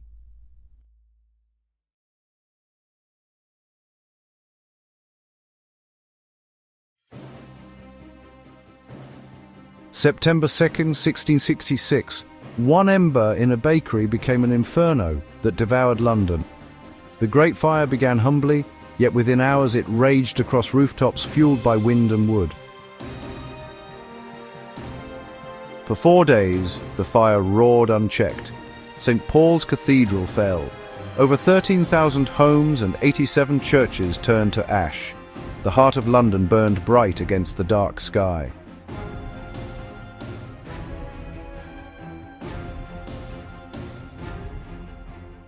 Yet in the ashes, resilience endured.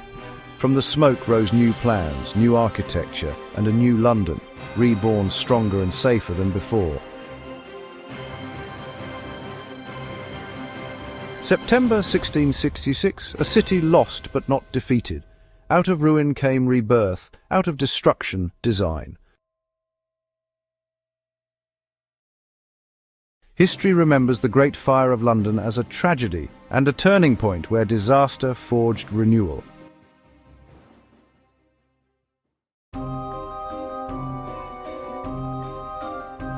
December 10th, 1945, humanity unveiled a new kind of brain. ENIAC, the electronic numerical integrator and computer, performed calculations at speeds once unimaginable. ENIAC could solve in seconds problems that would take humans hours or days. It heralded the dawn of the digital age, reshaping science, engineering, and society. This first computer demonstrated the power of human ingenuity and laid the foundation for the modern devices we now take for granted. December 10th, 1945, a day when machines began to think, and the age of computation was born.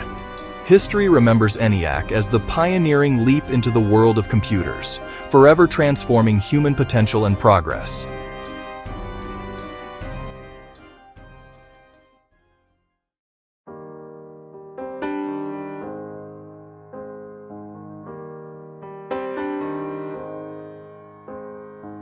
In 1826, humanity captured reality for the first time. Joseph Nicephore Niepce created the first permanent photograph, freezing a moment on a pewter plate coated with light-sensitive bitumen. The result was a grainy black and white image of his estate, simple yet profound, marking the birth of photography and the power to preserve moments. Niepce's invention would revolutionize art, communication, and history, allowing humanity to witness the past and remember fleeting moments. 1826, a quiet year in France, yet a monumental leap for humanity, transforming the way we see and remember our world. History remembers this day as the moment reality was captured forever, giving humans the power to preserve and share moments across generations. August 24th, 79 CE, life in Pompeii unfolded like any other day, unaware that beneath Mount Vesuvius, the earth was preparing to roar. When Vesuvius erupted, the sky turned to night. Ash rained down, roofs collapsed, and molten rock swallowed streets alive with panic. In a single day, Pompeii was buried under meters of ash, its people frozen in their final moments, their lives etched forever in stone. Centuries later, archaeologists uncovered the city, perfectly preserved. Streets, homes, even bread left in ovens, an echo of life halted in an instant.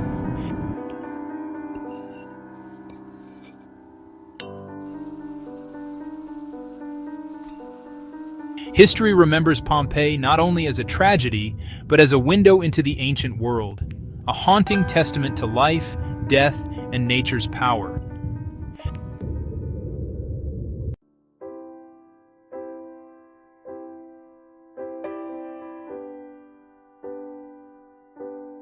August 6, 1945, at 8:15 a.m., a flash brighter than the sun lit the sky over Hiroshima. Humanity had unleashed the atom.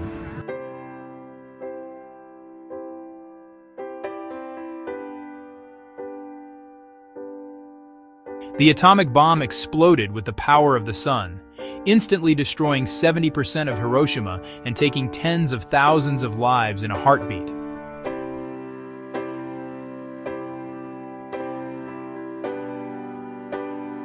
The survivors, known as hibakusha, carried not only the scars of radiation, but the memory of that morning, when humanity crossed an irreversible line. 3 days later, Nagasaki followed, and the world stood still, realizing the horror and power of its own creation.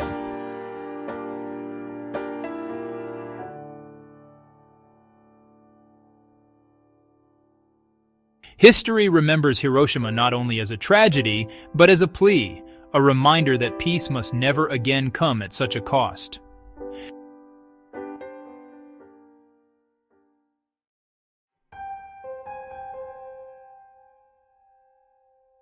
April 14th, 1912, the night the unsinkable ship met the unthinkable fate.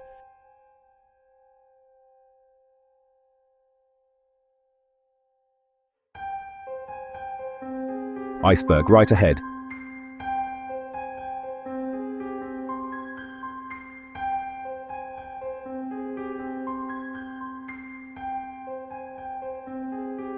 Within minutes, the fate of 2,200 souls changed forever. The ship that symbolized human triumph became a tomb of steel and silence.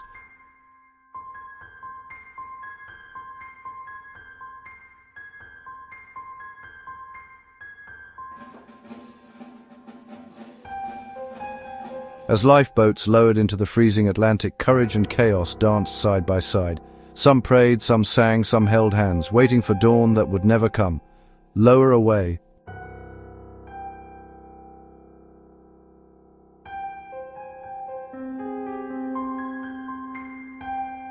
When morning came, only debris and frozen silence floated on the surface of history. The Titanic had become a monument to human pride, fragility, and fate.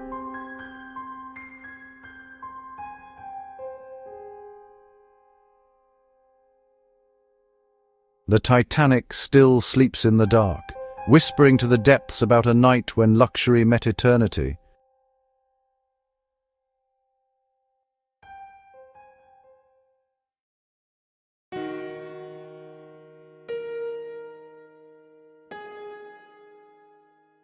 For millions of years, life had one unbreakable rule. Every being was unique. But on this night, a quiet miracle whispered a different story. They weren't building life from nothing. They were borrowing it, rewriting nature's code line by line. She looked ordinary, but Dolly was history's echo, the first mammal ever cloned from an adult cell, a living copy of another being. For some, she was a miracle. For others, a warning. Could we copy perfection, or only the flaws that made us human?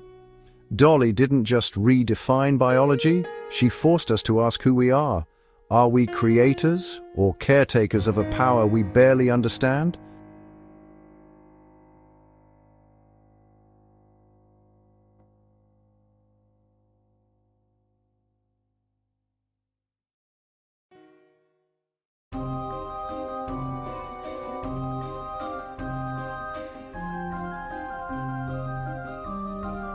For centuries, we searched the heavens for answers. But the greatest mystery was written inside us all along. 4 letters that spelled the story of life. From the first cells of the earth to the beating heart of humankind, every creature shared a secret code. And now, we had finally learned to read it. After 13 years, billions of dollars, and countless sleepless nights, humanity had mapped the entire human genome, 3 billion letters long. We weren't so different after all. Only 0.1% of our DNA separates us. The rest binds every soul to every other, across time, across species. It wasn't the end of discovery. It was the beginning of a new kind of responsibility. To use what we know not to control life, but to protect it.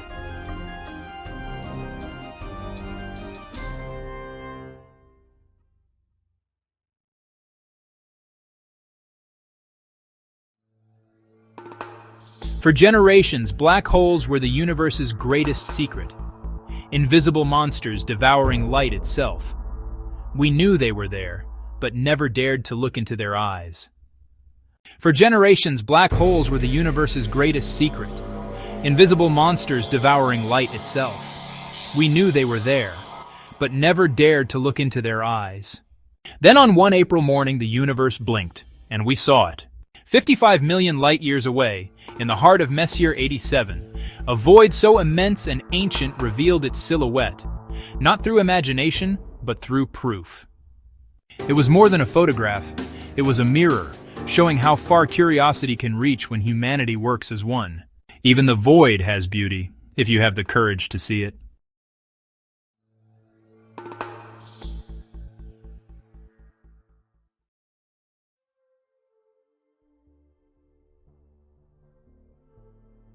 For centuries, the Maya ruled these jungles, masters of astronomy, architecture, and time itself. Then, without warning, the cities went silent.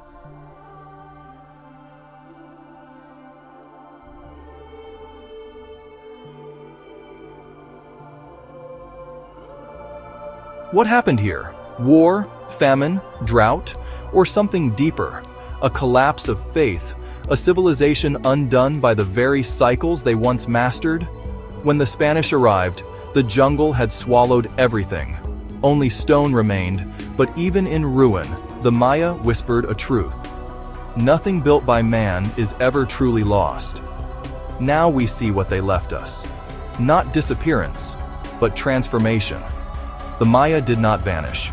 They became the roots, the language, the living memory of the land itself.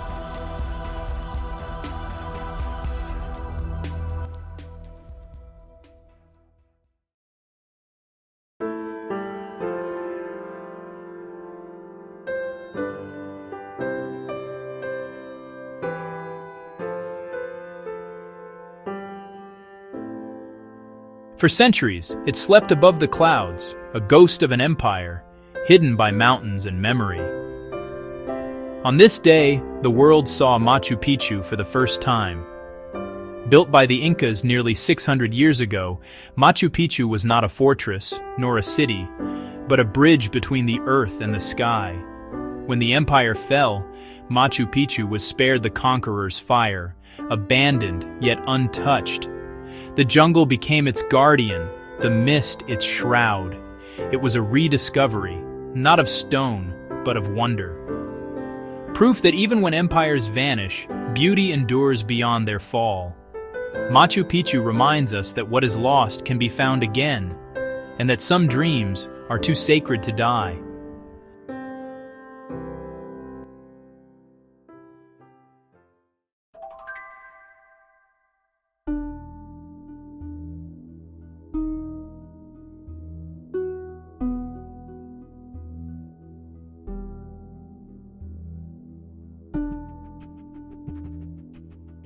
Before cities, before nations, there were circles. And in this one, carved from the bones of the earth, humanity learned to measure the heavens.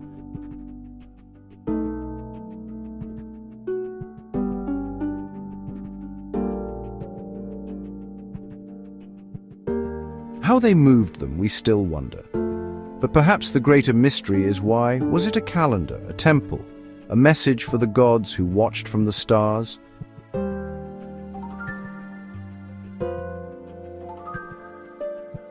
In these stones lies the pulse of ancient time, where the sun and moon were not objects to be studied, but deities to be honored.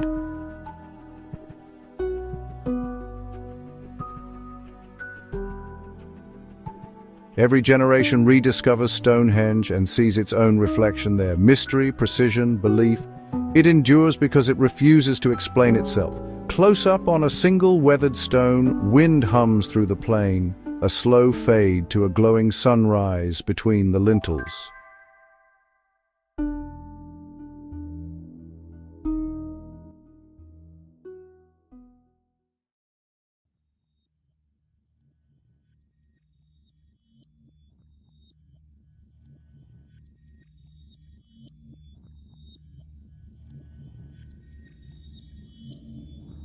For centuries, the tombs of Egypt were plundered, their treasures lost to time.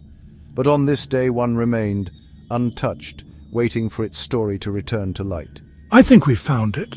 When he peered through a tiny breach by candlelight, Carter saw gold everywhere, a moment frozen between history and eternity.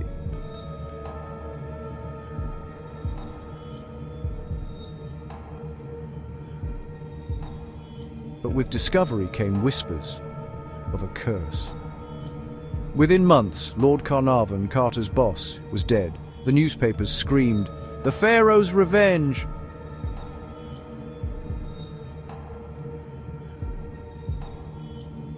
The truth, perhaps coincidence, or perhaps the ancients knew that power never truly dies, it only changes hands.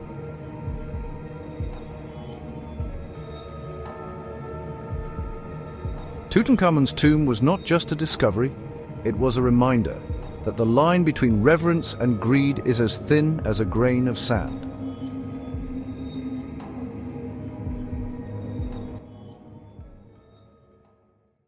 It began with a single photograph, a shadow on the surface of a Scottish lake, and with it a question that refuses to sink. What lies beneath Loch Ness? Locals had whispered for generations about a creature, a survivor from the age of dinosaurs, the monster of the mist, Nessie. I saw it, I swear, as long as a bus. In the 1930s, the world needed wonder again. Out of depression, out of war, came a need to believe that something still defied explanation. Science called it myth, believers called it proof.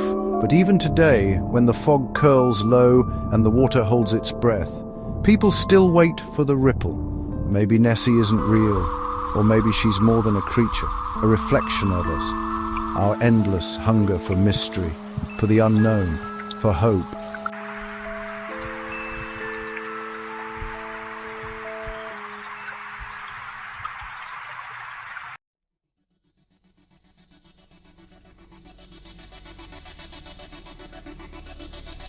Some say the earth sleeps, some say it dreams. But there are whispers of hunger, hidden in storms, shadows and forests that devour more than light. Tonight, you will see the world the way it wants to be seen, and the secrets it devours in silence.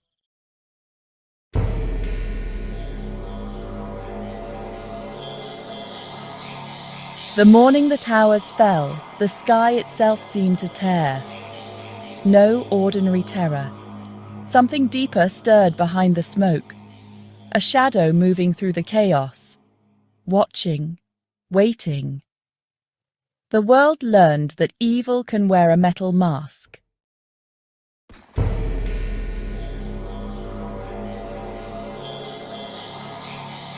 Then came a predator without shape, without voice, invisible yet relentless. It crept into kingdoms, cities, homes, and humanity became the hunted in its own realm.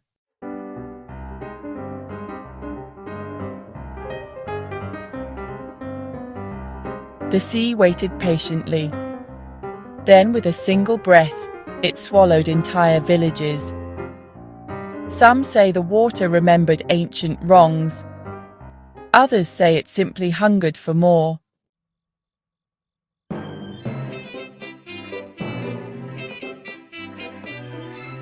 Before the sun rose, the ground itself rebelled. Homes crumbled. Streets became chasms. Some say the earth trembled in warning. Others whisper that unseen forces guided its fury.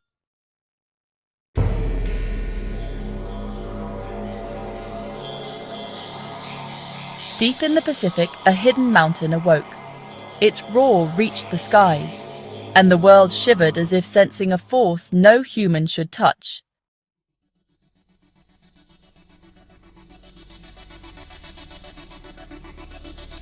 Beneath Switzerland, a machine hums, probing the fabric of reality. Every spark, every collision whispers secrets humans are not meant to know. Some fear it has opened doors, and what waits beyond may be watching back.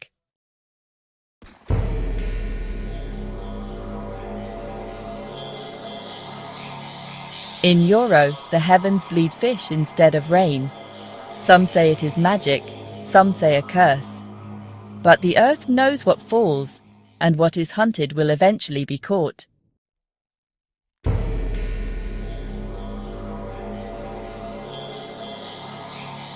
Deep in hidden forests, the world's plants do not merely grow. They hunt. Lurking in the shadows, jaws of green snap shut on unsuspecting prey. Some say these plants are ancient watchers, feeding on fear as much as flesh.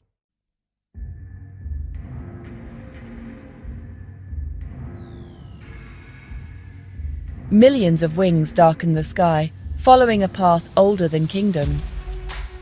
They seem fragile, yet there is something in their perfect order, as if nature itself conspires in silence.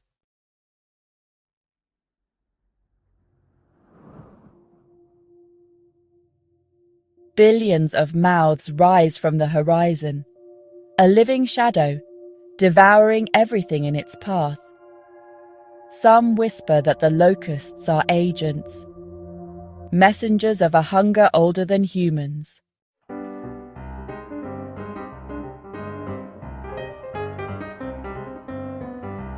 The sky grows teeth, hurling ice like blades.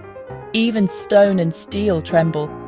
The heavens themselves seem angry or amused by our fear.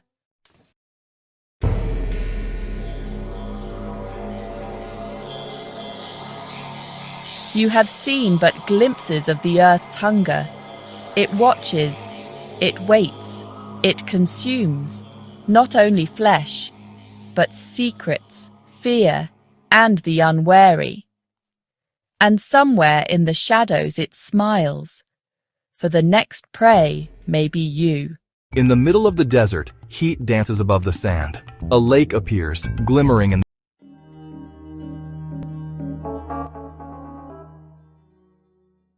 What if everything you see is a projection? The red of an apple doesn't exist in the outside world. It's not in the light or in the object. It's a signal inside your brain. The color never existed. It only lives inside your brain. Your eyes are not cameras. They're portals feeding data to an internal engine, the most complex simulator in the known universe. You never see the world directly. You see your brain's best guess of it. Experiments show that every sight, every sound, arrives with a delay. You live 80 milliseconds in the past, while your mind predicts the next frame, like a movie buffering ahead of time. When the prediction fails, the illusion cracks. You miss the gorilla in the room. You forget the face you just saw. Your brain edits the world. It shows you what it thinks you need to see. In a way, we live in a constant hallucination, only stabilized when reality agrees with it. And yet, you never notice the gap, because your brain edits the truth before you can see it. Maybe reality is not something we enter, but something we generate. Maybe the universe doesn't exist out there. Maybe it's compiled inside our skulls. A simulation so deep we call it life. If you're the observer, who's watching you?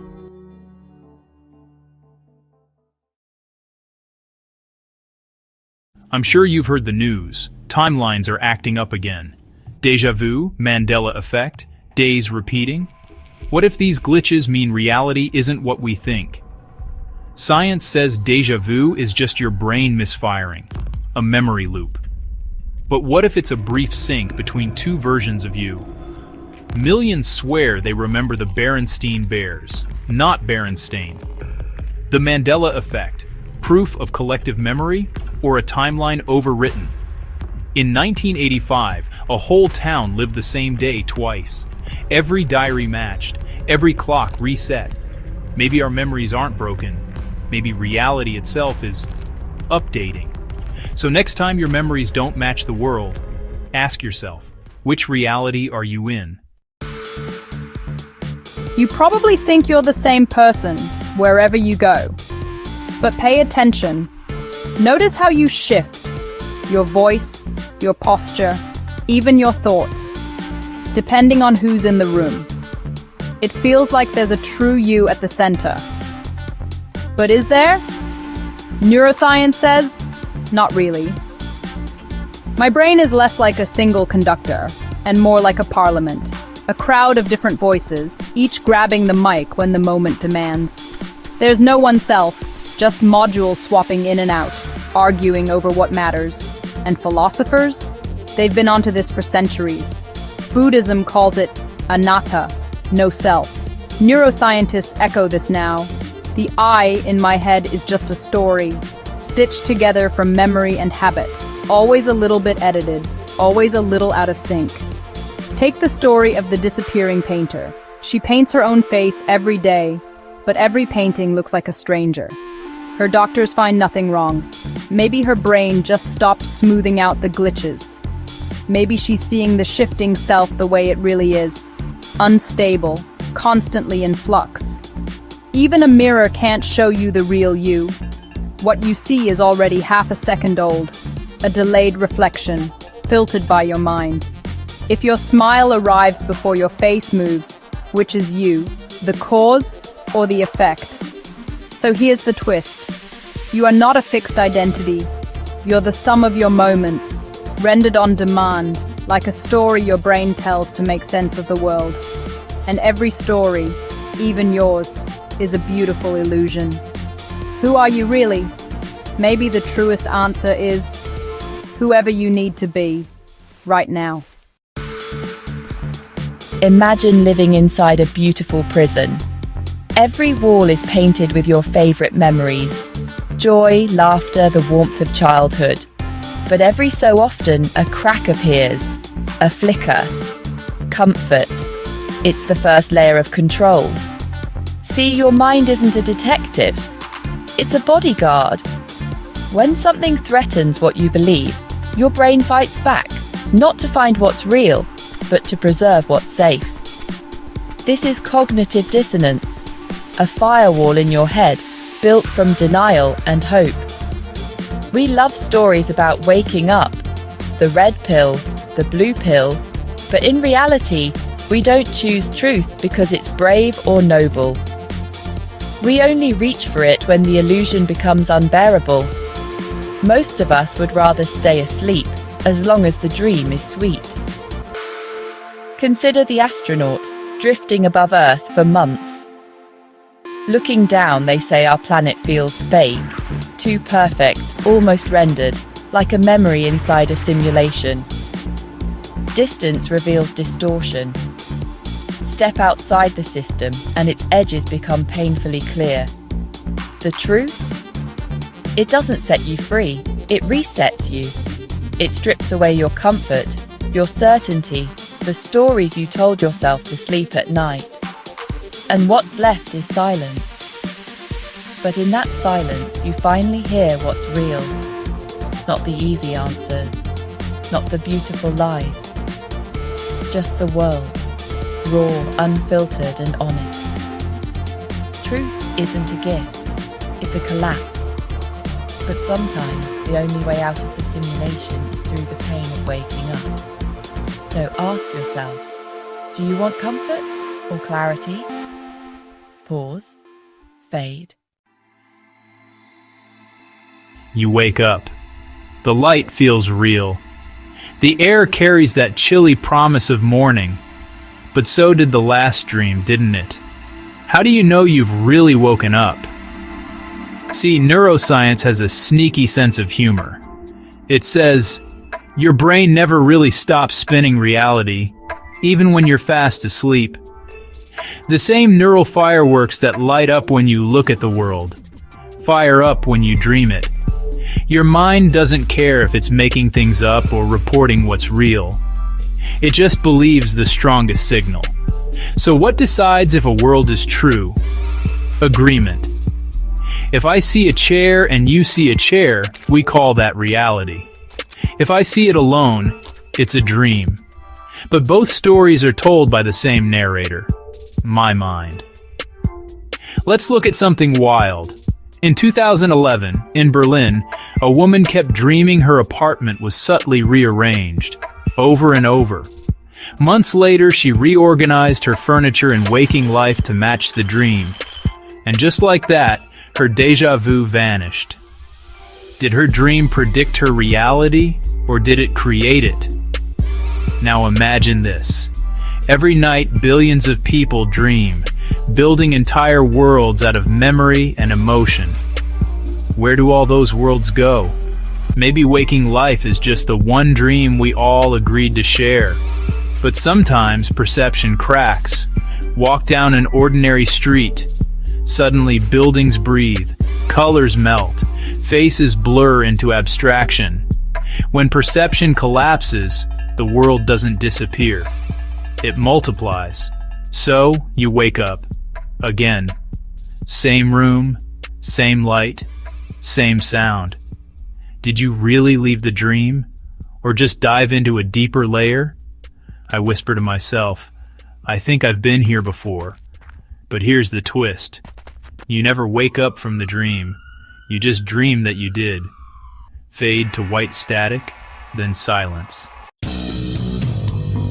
Have you ever wondered if the universe is actually code? Think about it. Galaxies folding into grids, light bending into binary. The deeper I look, the more reality starts to resemble information, like there's a hidden program running the whole show. Scientists talk about digital physics. The idea that space and time are quantized, chopped up into the tiniest possible pixels of existence. The Planck length is like the smallest bit in the cosmic computer. Even reality, it seems, has a resolution. But here's the twist. This isn't a brand new idea. For centuries, we've searched for the architect, from Plato's cave to Descartes' demon, to every creation myth ever told. We've called the coder God, nature, even pure consciousness. Let me tell you a story. In 2015, at CERN, a researcher supposedly uncovered repeating data patterns in cosmic radiation. He left a note, "We are inside the equation." Nobody ever saw him again. It sounds like sci-fi, but it makes you wonder, what would it mean if it were true? Here's a wild thought. What if the programmer isn't out there, somewhere unreachable? What if consciousness itself, your consciousness, writes the code as it observes it? Every act of observation, every choice, collapses a million quantum possibilities into just one. Every thought, literally, changes the world. So maybe the architect isn't above us. Maybe the architect is inside each of us. Maybe we're not just living in a simulation. Maybe we're running it. And if that's true, then the end of illusion isn't the end of the story. It's the beginning of creation. Wake up. Have you ever wondered if there was absolutely nothing, no space, no time, no energy, how could something appear? Nothing comes from nothing, says physics. Energy cannot appear without a source. And yet, the universe exists. Stars burn. Atoms vibrate. Consciousness asks questions. So the real mystery is not how the universe began, but why there is something rather than nothing. At the foundation of everything must be something that cannot not exist. Something that exists by necessity. Philosophers call it the necessary being. Every effect has a cause. Your parents caused you. The sun causes light. Gravity causes orbits. But this chain of causes cannot stretch back infinitely. Imagine a line of dominoes. If there's no first domino standing on its own, none of them ever fall. So there must be a first cause. Not first in time, but first in existence. A being that exists independently, that gives existence to everything else, but does not need anything to exist itself. That is what we mean by a necessary being. Example: electricity powers your devices, but is not created by them. It exists independently and makes all function possible. Likewise, the universe operates on a fundamental reality that powers existence itself. But why only one necessary being? Couldn't there be two or more? If there were two necessary beings, they would have to differ. And if they differ, that means each lacks something the other has. But anything that lacks something isn't truly necessary. It's limited. So logically, the foundation of all existence must be one unified being. Analogy: two kings cannot rule the same kingdom. Two suns cannot dominate the same solar system. There is only one center of gravity, one universal source, one truth. But if such a being exists, why create anything at all? Why stars, life, consciousness, suffering, love? Because meaning cannot exist in isolation. A being of absolute existence expresses itself through creation, just as an artist expresses inner vision through art. Yet this being didn't make us puppets. We are given freedom, so that goodness, morality, and awareness have meaning. Without freedom, love would be programming. Without choice, morality would be mechanical. So this being's purpose is not control, but understanding. It wants us to recognize truth, pursue goodness, and choose to live justly. Example: a teacher doesn't take the test for the student. Freedom is the test, and life is the classroom. This is the most common question. If a necessary being exists, why can't we see it? We also can't see gravity, love, or time. Yet their effects are everywhere. We can't see the Wi-Fi signal, but we trust it because we see the connection. The necessary being is like that, invisible to the eyes, but visible in the patterns of existence, in the symmetry of snowflakes, in the mathematical precision of nature, in the unexplainable pull of morality inside the human heart. Example: you don't see the wind, but you see the leaves move. Likewise, the universe moves under the unseen presence of its foundation. So what is this being made of? Matter? Energy? Thought? The truth is, it is beyond all categories. It is not an object inside the universe. It is the reason the universe exists at all. It needs nothing, depends on nothing, yet everything depends on it. Analogy: it's like the screen that holds every image in a movie. Characters come and go, stories change, but the screen remains, unaffected, eternal. The universe operates in extraordinary precision. From the spin of electrons to the dance of galaxies, everything follows elegant mathematical laws. That order implies intention, but within that order, one creature was given freedom: us. The necessary being set the rules but doesn't micromanage the game. We are free to choose our paths, and by our choices, reveal what we are made of. Example: in chess, the rules are fixed, but the outcome depends entirely on the player's moves. That is free will within order. Science explains how things happen, but it never explains why there are things to explain. Science tells us how gravity works, but not why mass exists. It tells us how life evolves, but not why the universe allows life at all. The necessary being is the answer to the why. It is not opposed to science, it completes it. Example: a painting can be analyzed by chemistry and light reflection, but you still need an artist to explain why it was painted. Question: couldn't the universe just exist by itself? Maybe, but everything we know inside the universe is dependent and temporary. Why would the whole be different from its parts? Question: what if the universe came from quantum fluctuations? Then what caused the quantum field itself to exist? You can't get being from absolute non-being. Question: if the necessary being is good, why is there suffering? Because goodness means nothing without choice. Freedom includes the freedom to harm, but also to heal. Without darkness, there is no concept of light. We are not separate from the necessary being. We are expressions of it, reflections of its intelligence, consciousness, and creativity. When we show compassion, we echo its mercy. When we seek truth, we mirror its wisdom. When we act justly, we align with its nature. Every good deed brings us closer to our origin. Every injustice takes us further away. Example: just as a melody harmonizes when played in tune, our lives harmonize when we act in tune with the order of existence. Maybe the greatest question isn't, does the necessary being exist? But rather, am I living in harmony with it? Because the universe rewards alignment and punishes contradiction. Those who live by truth thrive. Those who live by falsehood fade.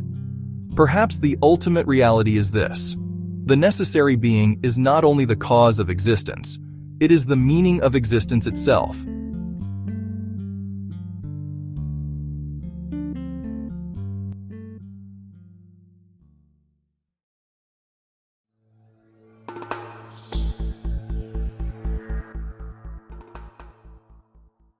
Nothing comes from nothing.